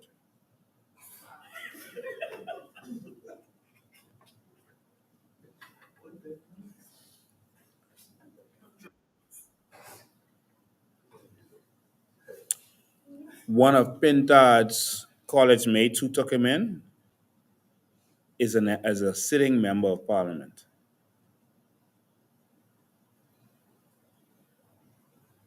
Mr. Hiram Lewis. Look out for Pintard at Tuskegee.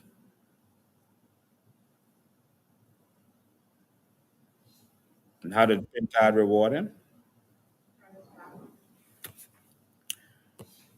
And so this is the book that AI did. Oh, they have a conclusion. Jesus. Let me just read the conclusion and I'll get you all in here. Strip away the campaign slogans and the Free National Movement is revealed as a perpetual motion machine of corruption. Jesus. A party founded, it's all AI. Nothing to do with us. I can show you it in the AI. A party founded by MPs who fled one scandal-ridden camp only to merge with another has spent 5 decades perfecting the art of hypocrisy, brandishing the banner of reform while feeding from the same throw of self-dealing and patronage. The evidence presented here is irrefutable. The FNM's lineage is scandalous. Its record is scandalous. And its current leadership is scandalous. Jesus, that sounds like a speech. Let me read that again. The evidence presented here is irrefutable. The FNM's lineage is scandalous. Its record is scandalous. And its current leadership is scandalous. With Duane Sands and Michael Pintard at the helm, men whose own conduct would topple lesser careers. The organization remains what it has been since 1971, a political enterprise that talks about accountability even as it buries it.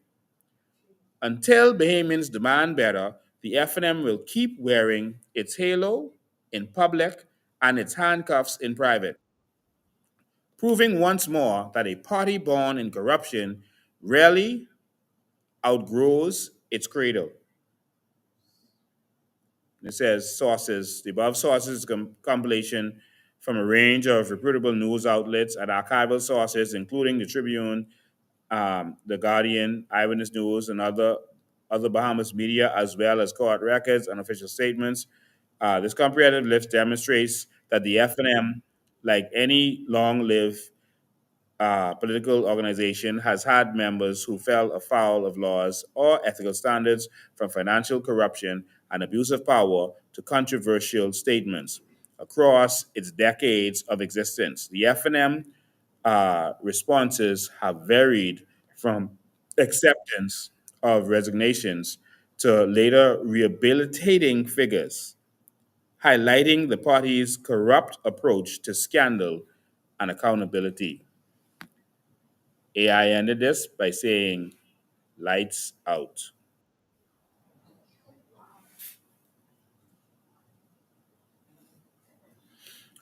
All of this is allegations. All of this is, well, not all of it, 99.9% of it is AI. And so, Duane Sands,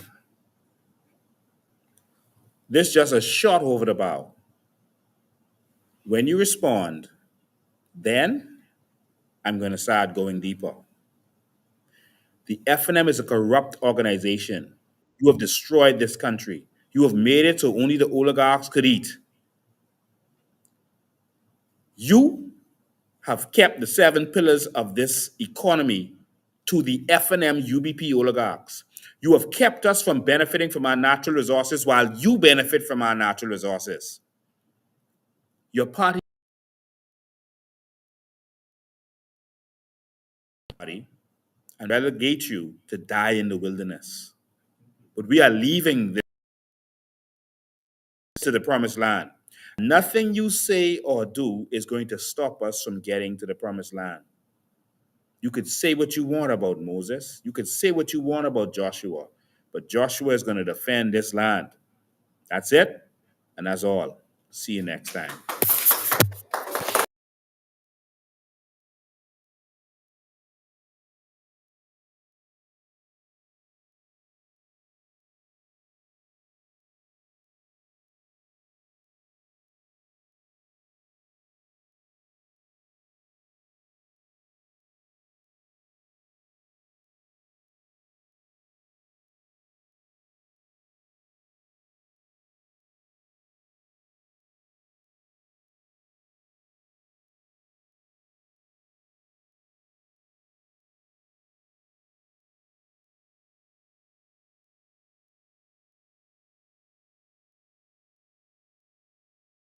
Swallow again. I don't know how you guys. We can't let this get out. We can't let this get out. We can't let people know. No, and we knew he was coming loaded.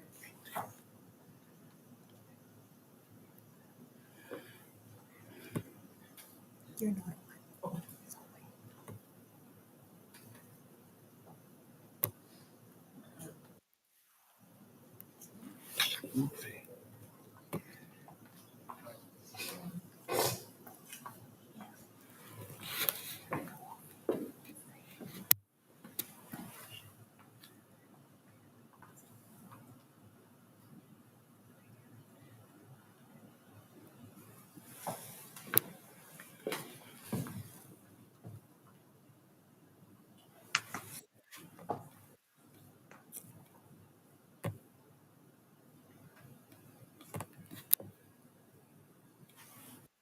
And we're back.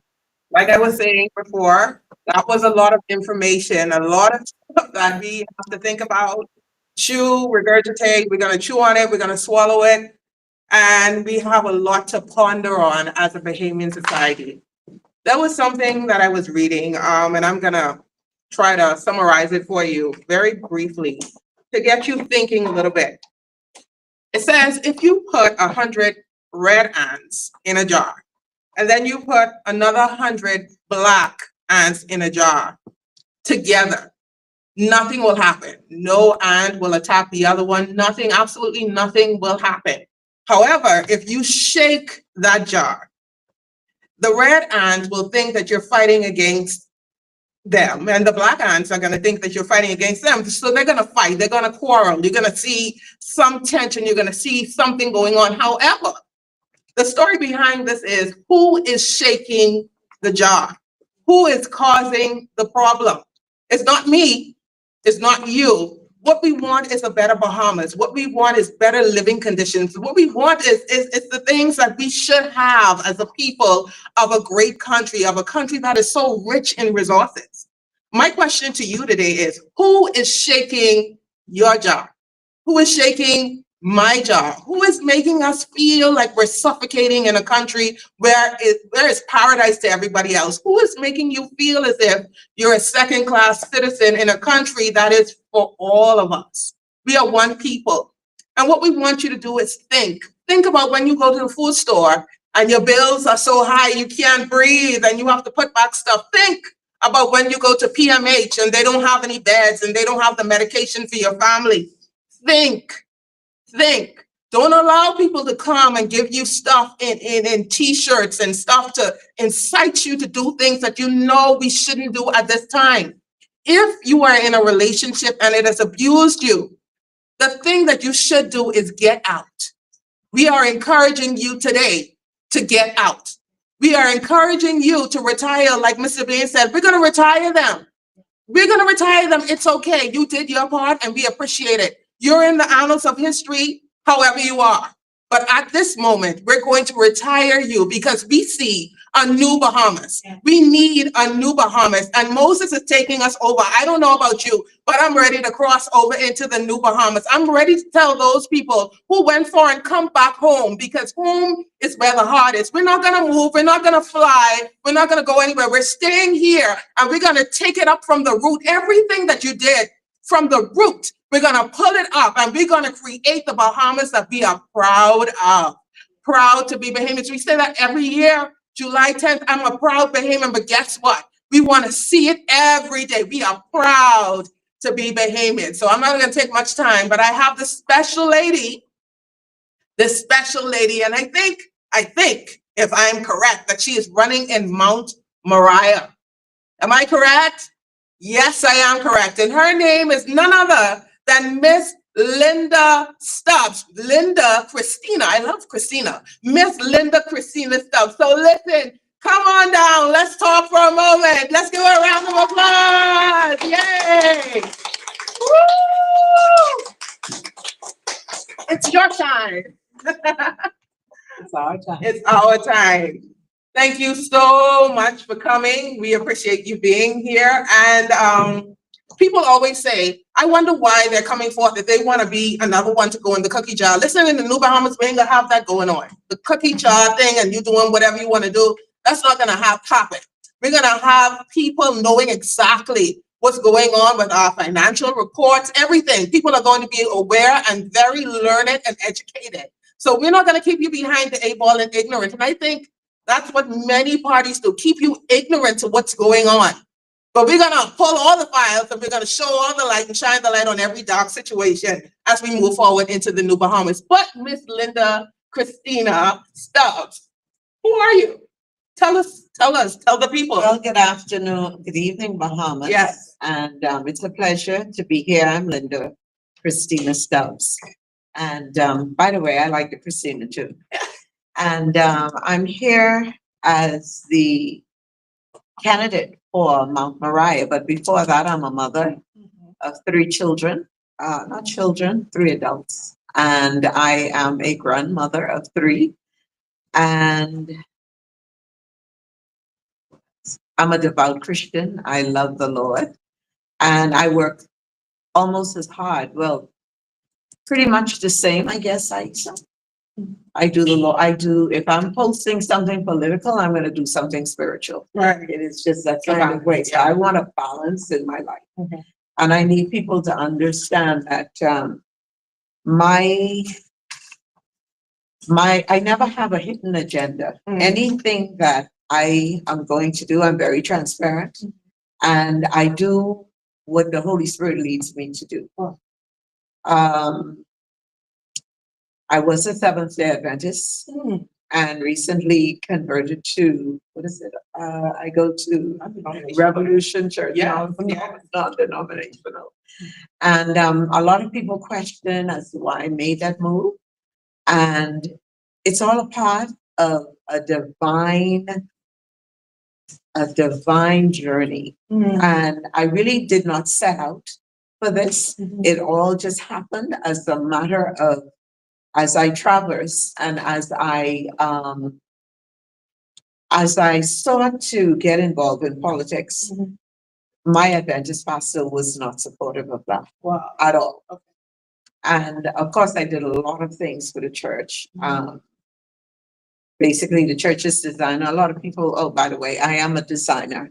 I decorated this building, this set, and I've done a lot of exploits in this country. But let me just finish my point here. And so, as fate would have it, I ended up going into I spoke to a friend about the fact that my pastor was not supporting of me at the Adventist church going into politics. And so he recommended me to the pastor of Revolution. He, we connected through him and he consented to do it for me. And spirituality for me is very important. And no agendas, no hidden agendas. We simply connected. We wanted to, he was willing. And of course,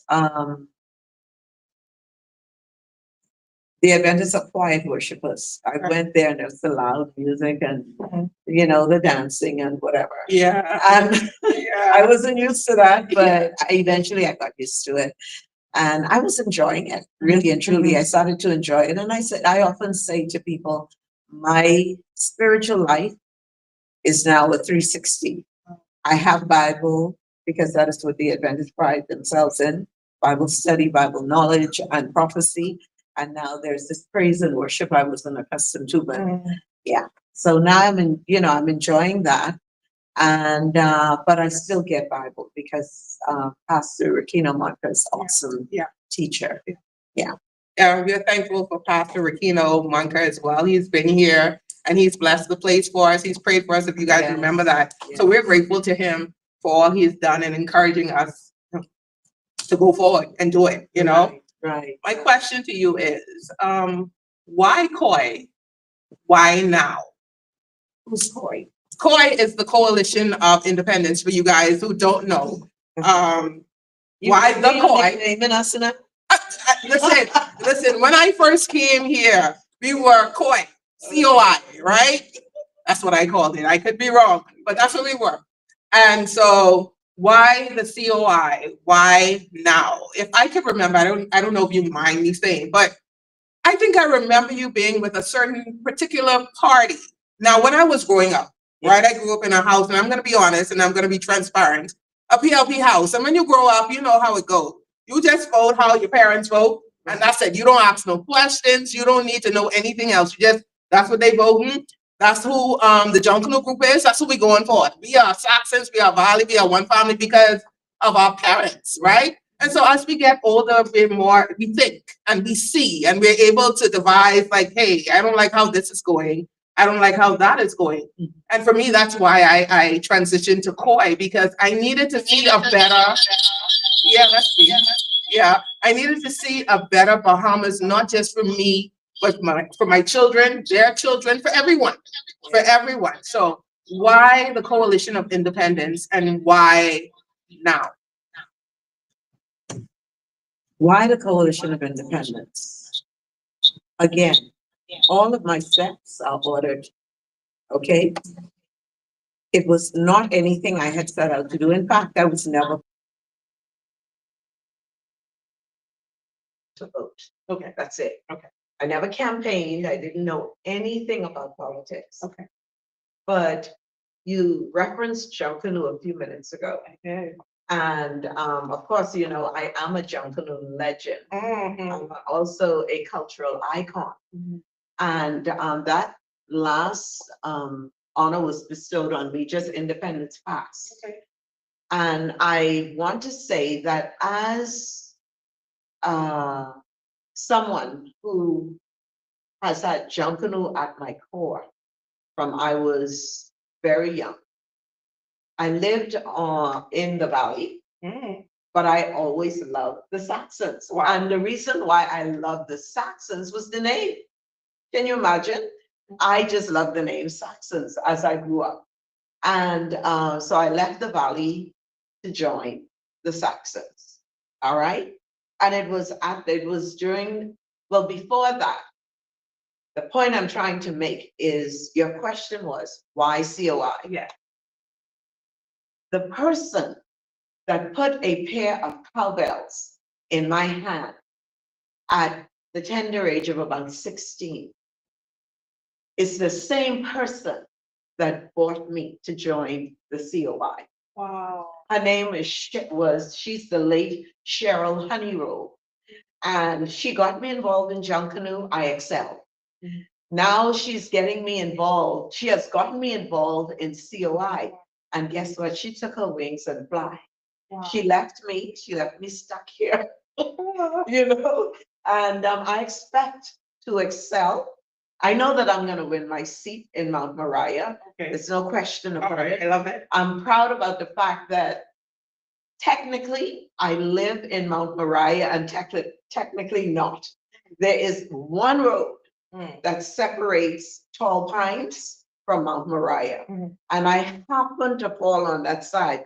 But interestingly, in my same building, are persons who are in Mount Moriah. Wow. So it's interesting when they gerrymander the borders, they don't pay attention to all those details. Yeah, yeah. So that is how it ended up happening. So here I am now she brought me to meet with the chairman and the deputy leader. Wow. We had lunch together. And so I remember the chairman vividly saying, "Oh, you're giving me cold bumps. You really need to do this." Because I was expressing how I felt the state of our country was and Yes. what improvements was needed. Yeah. So I didn't make a commitment. Honey committed to them. For me, we call her Honey. Yeah. Cheryl. So she said she's going to do it and I'm going to be there to support her. Well, yeah, that didn't happen like that, but I'm grateful for the fact that she allowed the Holy Spirit to use her to bring me here for such a time as this. Right. And like you, I grew up in a house. I was a PLP all of my life. Yes. One time I deviated and I deviated from the PLP and I joined, I voted for F&M when Hubert Minnis ran. The reason why I voted for Hubert Minnis is because he asked me. We were then Kalani, I think. Yeah. And he's my fellow Bella in the Saxon. So when I found out that he said, "Now, Lindy, I need your support." And I went and I voted F&M for him one time in my life. Okay. Every other time, my mother was like, "If you're not voting PLP, you're staying in this house." There you go. It was just that kind of pressure that we were placed under during that time. Yeah. So, so here I am in the COI, and I can tell you, I can't think of a better place to be right now. Wow. Because I believe that this party and its agenda is a God move, as we say. And I want to move with God. I want to move wherever the Spirit is, wherever I know that Bahamians will be edified, where they'll be blessed, where they're going to receive what God has left for them. Because the other night, on last Sunday, when we had the town meeting on land, one of our speakers was Dexter Edwards from Freeport. He spoke about Jubilee, the time of Jubilee. I did the research on Jubilee. And from the biblical perspective, Jubilee is every 50 years. Right. But Jubilee can be also in 25-year tranches. We are overdue our Jubilee. And Jubilee is a time when you're supposed to reward your citizens. You're supposed to bless them. Yeah. And particularly with land. And so we have not experienced that at all. And we know that the leaders, successive governments for 52 years now, have literally stolen from us, withheld what we should have gotten as citizens of this country. Right. I have a problem with that. And I think it needs to stop now before it affects the next generation and the next generation, because the fight for them will be far more difficult than it is for us. Perfect. You said something, and we are a Christian nation, and we live on that. That is something that I grew up knowing as a child. I'm sure everyone knows that the Bahamas is a Christian nation. And you said something. You said that this party is God-led. This party is something that you believe that God is leading. You believe that God is in this. Could you explain, like, why? Why do you believe this? What do you feel? What is it that you're getting from the Coalition of Independence? The reason why I'm saying that is because the vast majority of the candidates are born-again Christian. Wow. And I mean, born-again Christians in their various faiths. They participate.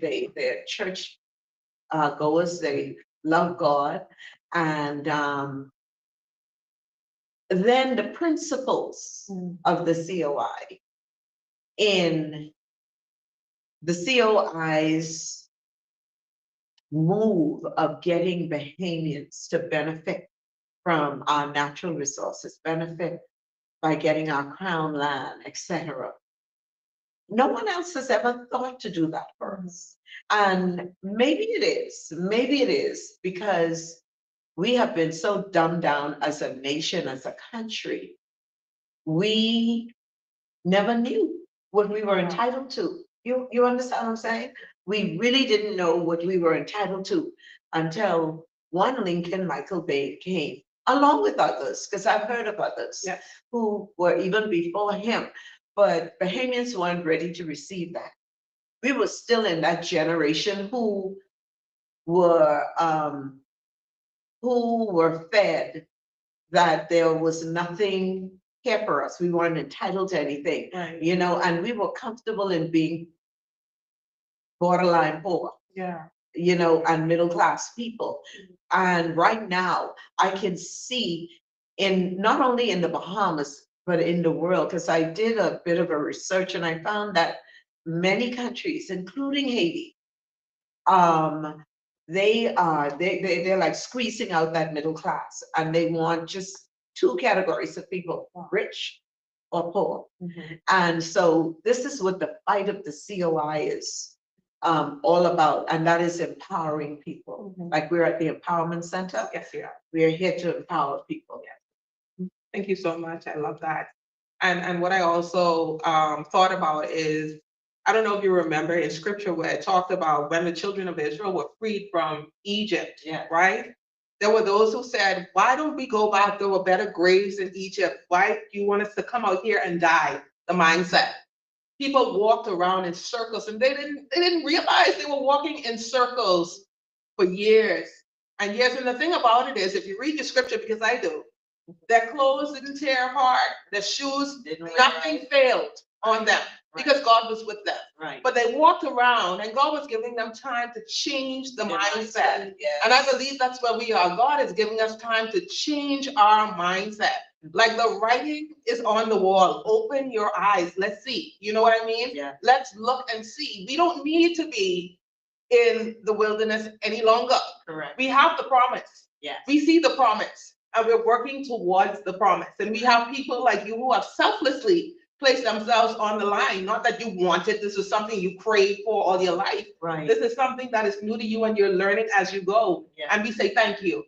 We say thank you for taking this mantle, this baton, and leading us into the new Bahamas. So tell us something about Moriah. How is it going on the floor? How is canvassing going? How are people receiving you? Are you being received? Let us know. I'm beyond received.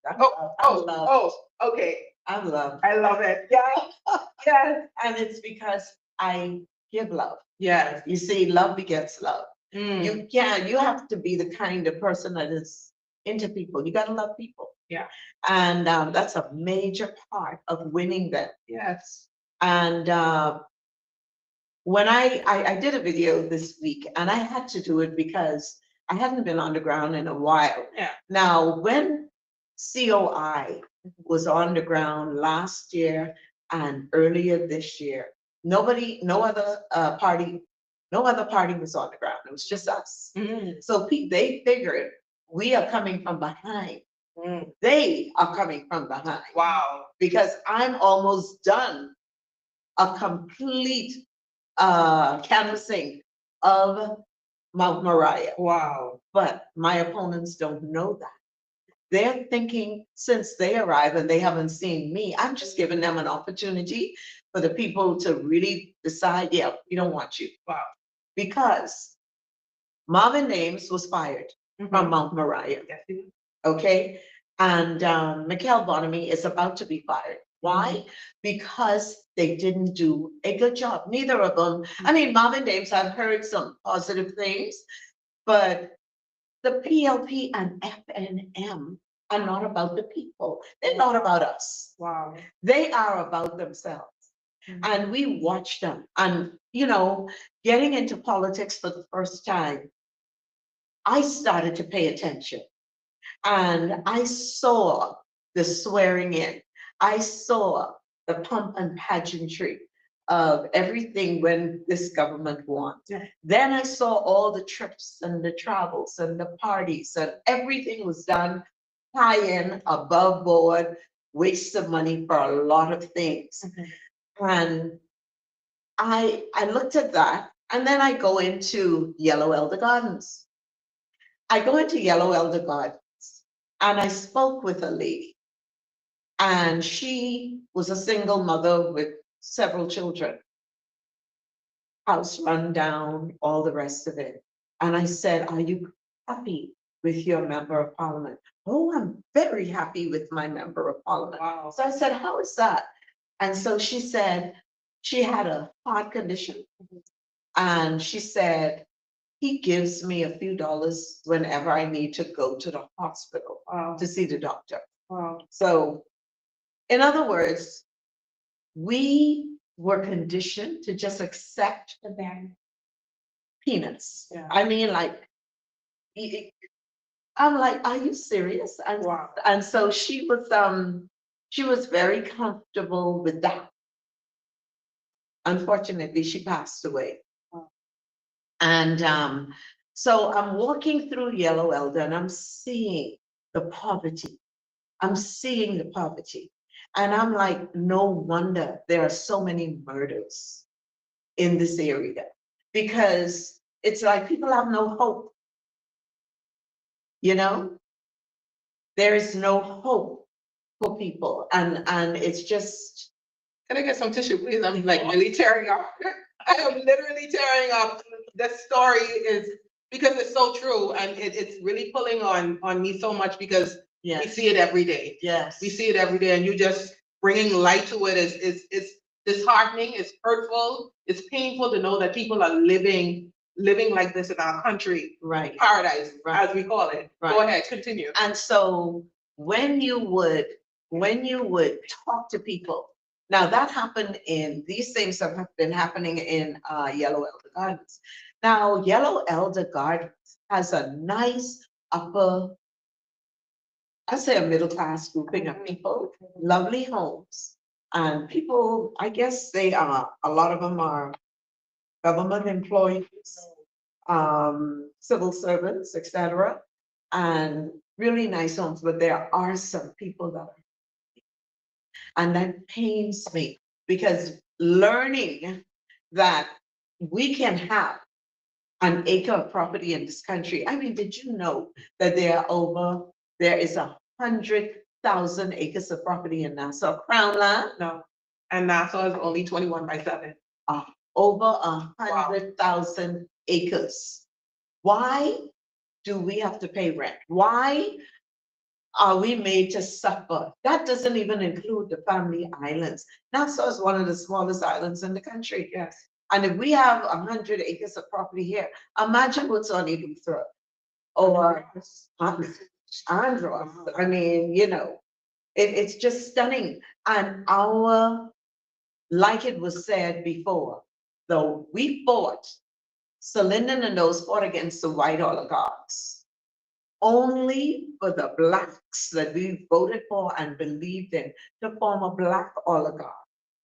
And so they kept their feet on us. They kept their feet on the average Bahamian. Yeah. They had no regard for us. They didn't want to see us prosper, and they just wanted us to be subservient to them for the rest of our lives. And unfortunately, my mother's generation, her mother's generation, etc., they settled for so little. But you know what? They found happiness, because I grew up on a family island as well. I've had that experience, and we didn't even know we were poor. You know what I mean? Because we farmed, we fished, we swam in the ocean at will. We did whatever we wanted to do, and we were happy. But now we have the millennials and the Gen Zs now. They're educated. The Bible says in the last days, knowledge will increase. Yes. And they are weaker but wiser. Yes. And they're not tolerating this government or the FNM in anything that they're doing. They're not about that. They want what we are entitled to. And I think that they're gonna find that these previous governments are gonna find that the young persons are coming for what they are entitled to. Yeah. And I want to say as well, social media and all these platforms, IG, Facebook, has made the world so small. Yes. So we see what other people are doing in their country. We're seeing how things work in other countries. Yes. And then we look back at us and we're like, we're a little behind. Well, a lot. We are a lot behind. We're lagging. You know what I mean? And the thing about it is they want us to accept this. This is it. This is all you get. And I want to say no. The wall, I think it was Culmer's Wall. That's what they call it. Collins Wall. Collins Wall. Yes. That has been not tore down entirely, but most of it is torn down. Yeah, right. We are a free people. Come on, Bahamians. We are a free people, free to think for ourselves, free to make decisions, free to ask questions, difficult questions to people like you, difficult questions to the member of parliament, whoever they are. Ask those questions. Let's not go for food because it's not going to work. Let's not go for drinks because they're famous in feeding you and giving you drinks, and then you make a decision. You're pacified for that moment and you make a decision out of that, out of the excitement. But let's think, in the next 5 years, do you think we would make it as a country like this? In the next 5 years, if we elect or re-elect either one of those parties, do you think that we would make it as a people? What do you think will happen? And I'm going to put this question to you. As a country, in the next 5 years, and we don't even want to speak this, but I'm trying to get you to think, Bahamians, because we don't even want to go there. Right. But in the next 5 years, as a people, if we re-elect, what do you think will be left of our great Bahama land? This is the year 2025. Yes, it is. 52 years post independence. Mm-hmm. We still have, I've met a lady in Stapleton Gardens, not Yellow Belt, Stapleton Gardens, who every month, she works for government minimum wage, who every month has to make the decision as to whether she's going to pay the rent or she's going to buy food for her family. And she said whenever she had to pay the rent, the neighbors would feed her and her children. Wow. Okay? Stapleton Gardens, not Yellow Belt. Wow. Now, Millennium is a very unique area. Millennium really is a hub for civil servants, teachers, nurses, though that is police officers for the most part. they make up Millennium Gardens. Millennium is the newest of the three areas. And I can tell you that I love Millennium. It's very clean, very tidy.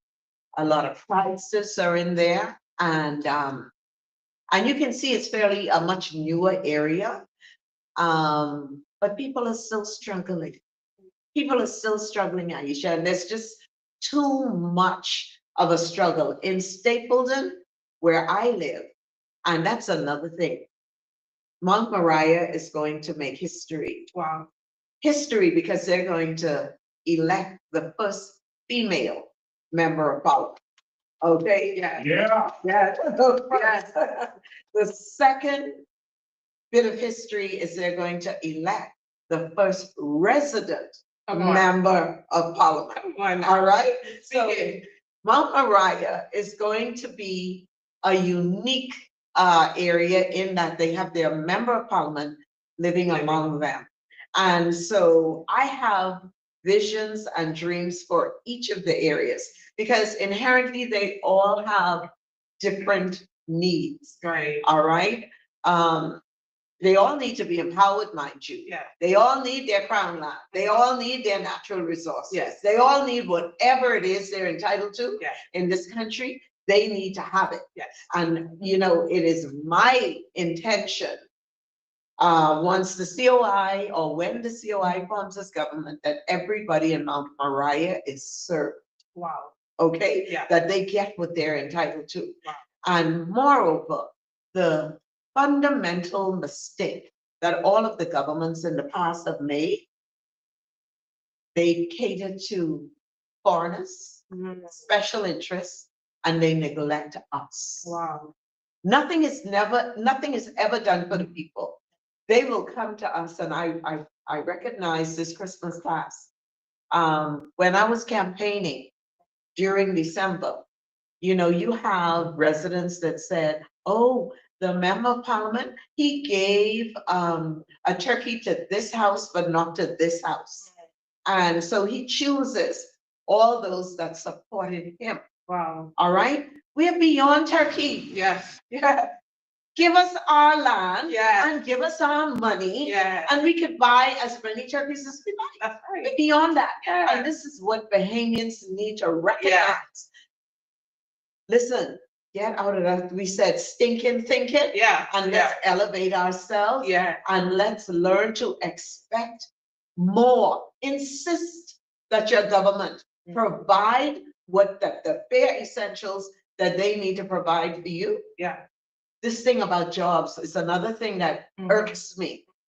That when I hear our Prime Minister Brave Davis and those talk about, oh, and we're going to provide jobs. We don't want any jobs. We want opportunities. Yeah. We want empowerment. Let us decide whether we're going to work for someone or we're going to take the money that we have been given and invest it into business ideas and let us fly. You understand what I'm saying? Now, that's another thing. Mount Moriah is getting a member of parliament unlike any. Unlike Any. any. In the past. I hope you hear it. You understand what I'm saying? Yeah. Unlike any. Why? Because I'm coming, once they start getting their money right, I'm gonna train them in the various skills Right. that they can invest into for themselves. You understand? So me? they can see a turnaround. They can see a turnaround in Yes. their money. In their, you know, whatever they receive. Yes. They can flip that, make money, That's and right. empower themselves. And what I'm bringing to Mount Moriah, the others aren't qualified for. Oh, come on. We clocking it today. Okay, they're not qualified. Yeah. They can't do what I'm gonna do for Yeah. Mount Moriah. Yeah. All right, and so I'm just so excited. I don't want to say too much Yeah. about it, but another exciting thing is happening in Mount Moriah.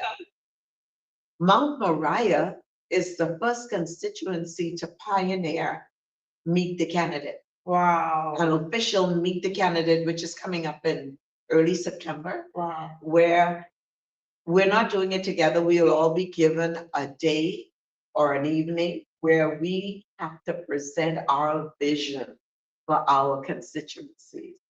And so I'm gonna be the first candidate Wow, out of the gate. as you are today. The first. As one I out of am the out of the gate. gate, okay? And so I'm looking forward to that, Yes. to present my vision Yeah. for Mount Moriah. Yeah.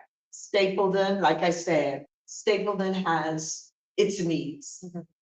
Millennium has its needs, and definitely my baby is going to be Yellow Elder. Yeah. To bring them up to par, Yeah.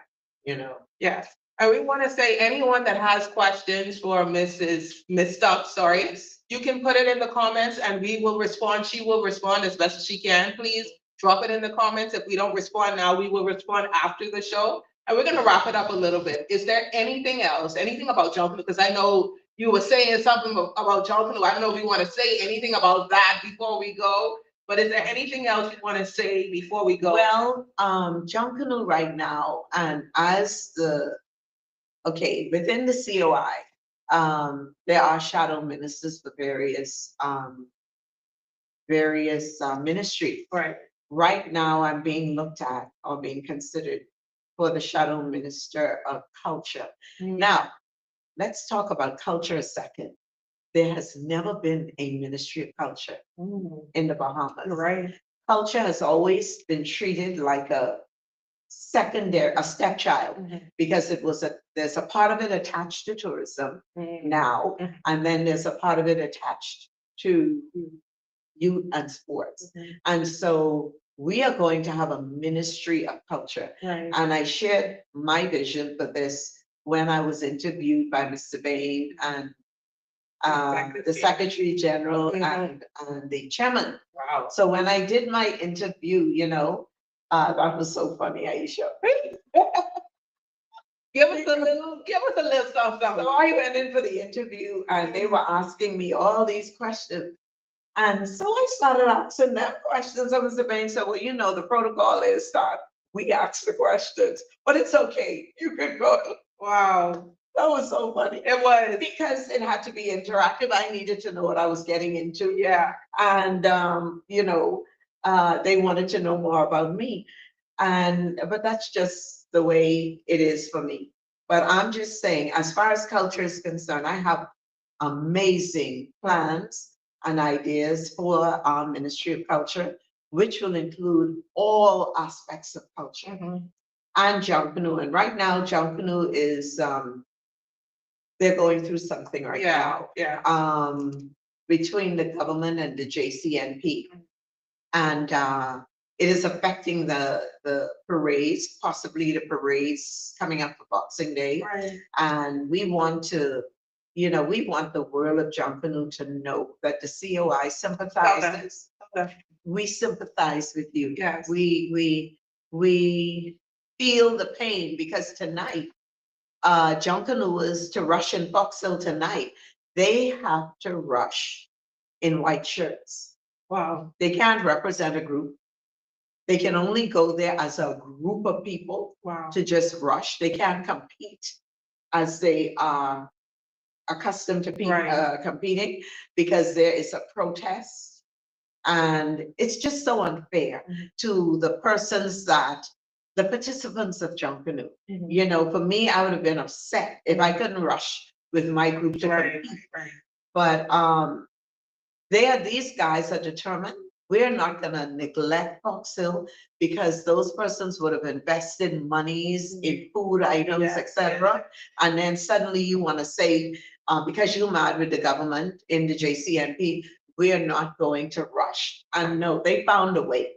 They found a way to go up to Fox Hill and support them. And as the person for culture in the COI, I support the Junkanooers in that regard. But Aisha, this whole thing came about. Timing is my problem. Okay. I feel that this is something the government could have delayed until January. Why are you rushing to make this happen now? Obviously, we know in the background, it's a political thing. It's a hidden agenda. They want to say, oh, the government of the Bahamas has done this for Junkanoo and all. No, Junkanoo ain't buying into that. Yeah. They're not buying into that. And so timing, their timing is completely off. Yeah. Right now, Junkanoos want to be in the shop. They want to be practicing. They want to be getting their costumes and designing and pasting. They don't want to be in the middle of a brawl. No. And so there's a brawl now happening. Yeah. And we really sympathize with them. But we want you to know, Junkanoos, we have the answers, and we're not going to be the type of government that dictate to you. We're going to be a government that includes you in our decision-making processes. Yes. You know, and again, like I said, I have a tremendous amount of plans for the Ministry of Culture.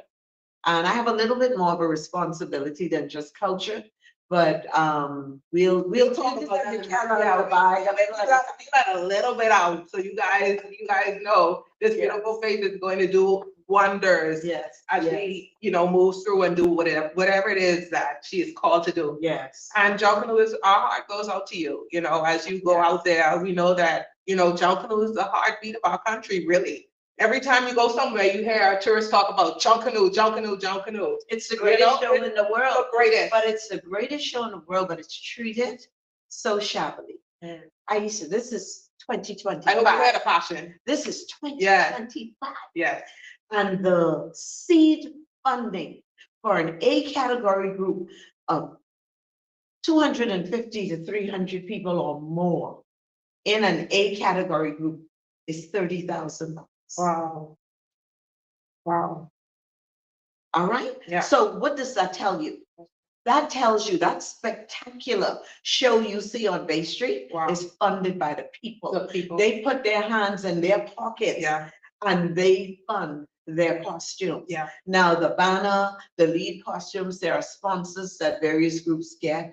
And another thing, like anything else, we need transparency in Junkanoo. Yeah. All right. We know that there's some underlining corrupt activities, but we're going to bring that into under subjection. Why? Because the COI is increasing that seed funding from 30,000 to 300,000. Wow. For each group. So you now have proper funding for New Year's, and get this, that 30,000, that is for New Year's and Boxing Day. Oh, really? Both parades? Both parades. Wow. That's like one costume. You understand? That's only a banner. Yes, because You those understand? banners are huge, feathers and everything that goes into it is so expensive. Right. Especially if you have to bring it in. Right. Everything has to be bought in. Yeah. And so we are going to, the A category groups will get the 300,000 and the B category groups get 100,000. And this is also subject to change because once our wealth becomes common among us, then we can afford to do whatever we like. Yes. You know what I mean? But imagine the children who don't get gifts because their father is involved in Junkanoo. And he has to use some of his money that he should be spending for the children to fund his costume in 2025.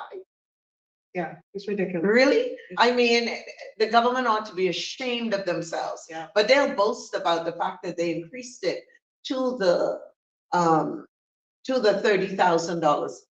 And get this though, the first prize for a category group is $25,000. Wow. What are you gonna do? You could hardly have a party for that many people. Yeah. You understand what I'm saying? So I have plans, I have ideas, and I can't divulge all of it because we have to run it through the Junkanoos first. Yeah. And get them to accept it. Yeah. And we go from there. Yeah. So what she's basically saying is, we're not gonna force feed you to agree with whatever we say. Whatever we come up with, that's what you have to know. We're gonna come to you and we may have a referendum with the Junkanoos to find out, hey, how do you feel about this? Yes. How do you feel about that? Right. And so I'm excited about this new Bahamas. I don't know about you, but I'm excited just sitting here and talking to you. I'm so excited, overjoyed. It's such a breath of fresh air. Yes. Yes. But you know what makes it that? Yes. Is we never had this. Yes. And I often say, cut the Bahamian people some slack. Don't talk about what they did in the past. Yeah. They never had a third party like the COI. Come on now. Never, never. Yeah. And not only that, the COI may be the third party, but we're the first in vision.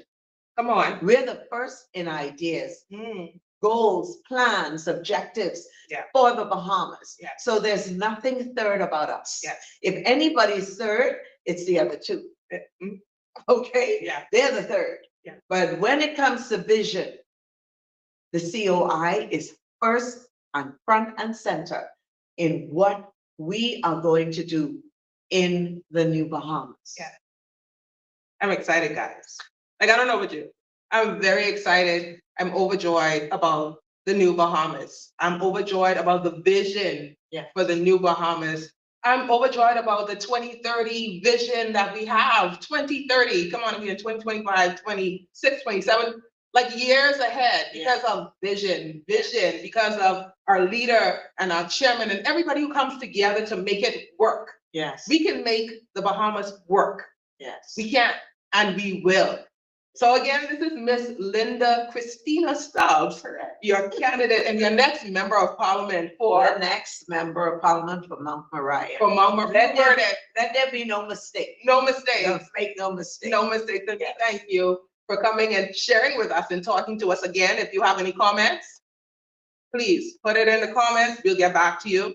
And I want to let you know that we will be here tomorrow at the Empowerment Center. Sorry, I was tearing up because there's so much going on in our country. And if you have a heart, you will feel it. But tomorrow we will be here with the Women's Association with their stakeout cookout. So if you're looking for some real food tomorrow, or you just want to hang out and talk and chat with some real Bahamian people who have real vision, please hit us up. Come down with your money. What are the hours? I think it's from 12 to 6. Is it? The hours for the 12 to 6? 12 to 6 tomorrow.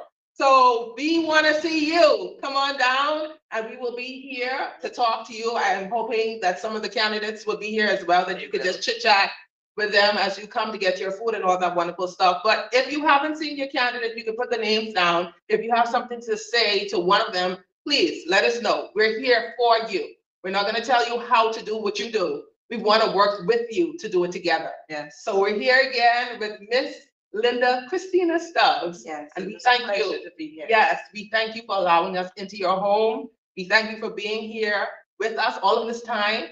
And we want you to know that we see you, we care, and we're concerned about everything that is about you and your family and your life and all that wonderful stuff. But we see you and we want you to know today that you are enough, Bahamas. You are enough, and we are crossing over to the New Bahamas. I just want to say a word to Mount Moriah. I'm at a point now where we're looking to conduct our election of officers for the constituency. Okay. So if there's anyone in Mount Moriah that has an interest at that level, please contact me. Yes. Also, we need poll workers, everybody that is necessary to ensure that we have fair and transparent processes. We know they like to cheat. Mr. Bain showed you that last week. Yeah. He won the by-election. The one in Pinewood. Pinewood. Yeah. He won Pinewood. Wow. But we saw the information. So that's just so sad. Nobody's gonna take Mount Moriah from me. No. All right? No, we're not having that. So if you have an interest, please hit me up. I'm on social media. I'm on Facebook, Linda Christina Stubbs, and inbox me a message. Additionally, when I'll be coming around soon, and we're gonna be blocking out Mount Moriah really soon. Stay tuned. I'm not gonna tell you when. It's gonna be a surprise, but we're coming down in full force. The COI is coming in full force. And you'll know the day of that we'll be doing our blackout. All right? So thanks again. You're very welcome. And again, gracious host. I am your host, Aisha Claire. Yeah. I'm your host, Aisha Claire, and thank you for being with us. And we're gonna have our president, Mr. Lincoln Bean, come and say something. Thank you guys so much for staying with us and rocking with us. Thank you. Thank you, ladies. You did a phenomenal job. I think you can just take it back.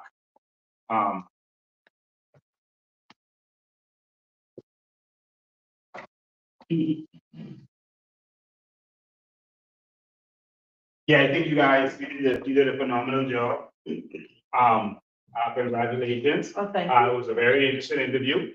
I just wanted, before we go, something I should have brought up earlier, but I wanted to mention, I brought everyone aware that polling division number 8 had a turnout in Pinewood of 105%.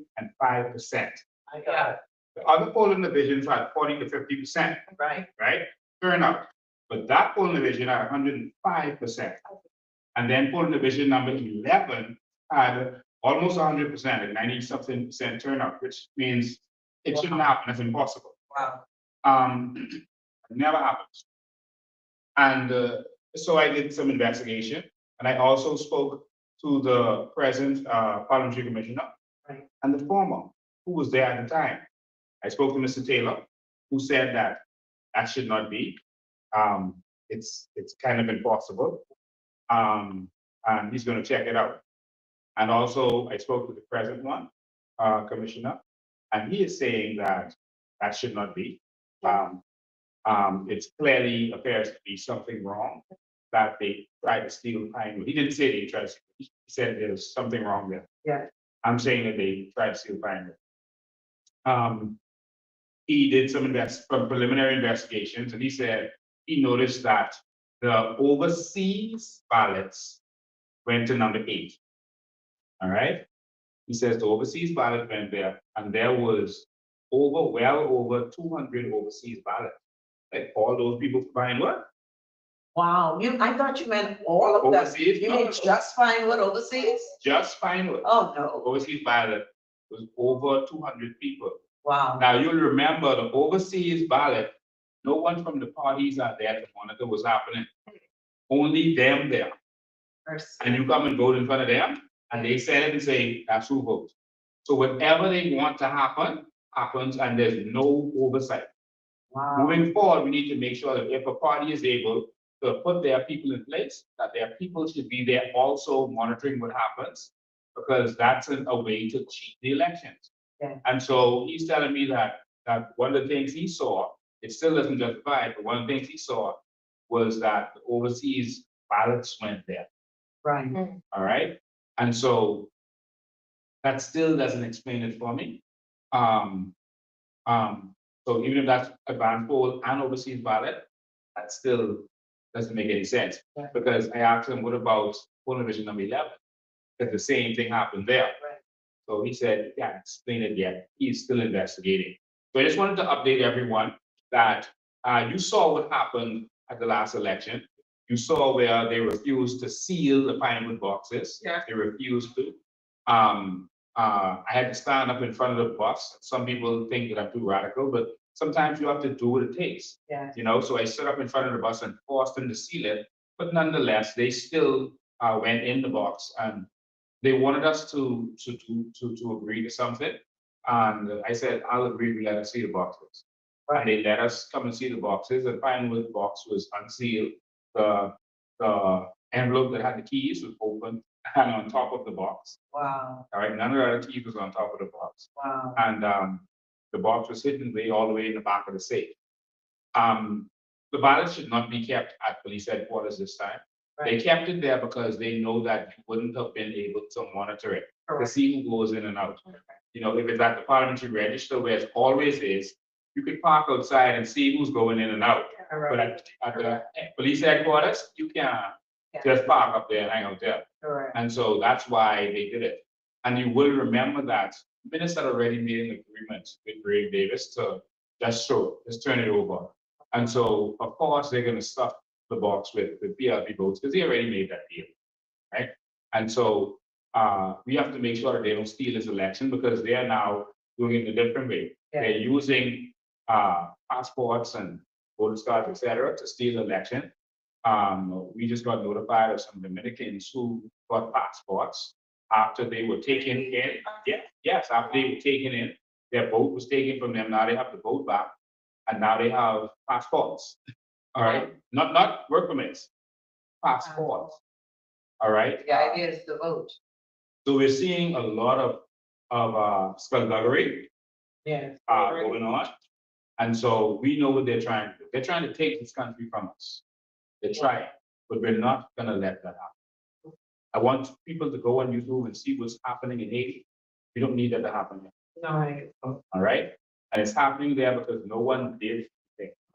No one stood up. They saw when the corruption started, and they saw where it was going, and they let their country go by.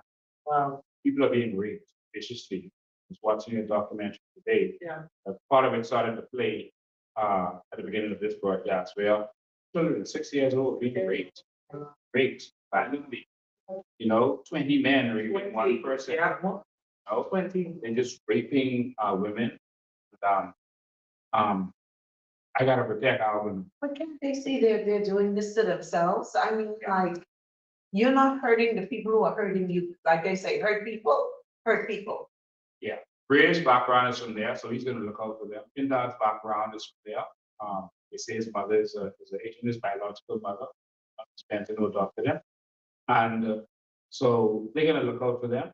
I have to look out for our women. Yes. All right. Not hating on anyone who's looking out for their people, Right. but y'all are my people. Yes. All right. I gotta look out for y'all. Yeah. I can look out for our Bahamian people and our children. Because I'm not letting that come by any means necessary. We're not letting them take this Bahamas. No. And the Frankie Florida, who threatened Kai Mills, don't let that happen again. I'm hearing that he was placed under arrest. I hope that is so. Kai Mills is not alone. And don't you ever forget that. You have insulted Bahamians in this country, called Bahamians stupid, saying that your children are smarter than our children. That you discriminate, not us. That we are stupid as Bahamians. You've insulted us. And then had your prime minister give you crown land as a reward for insulting Bahamians while they are attacking Bahamians on their land.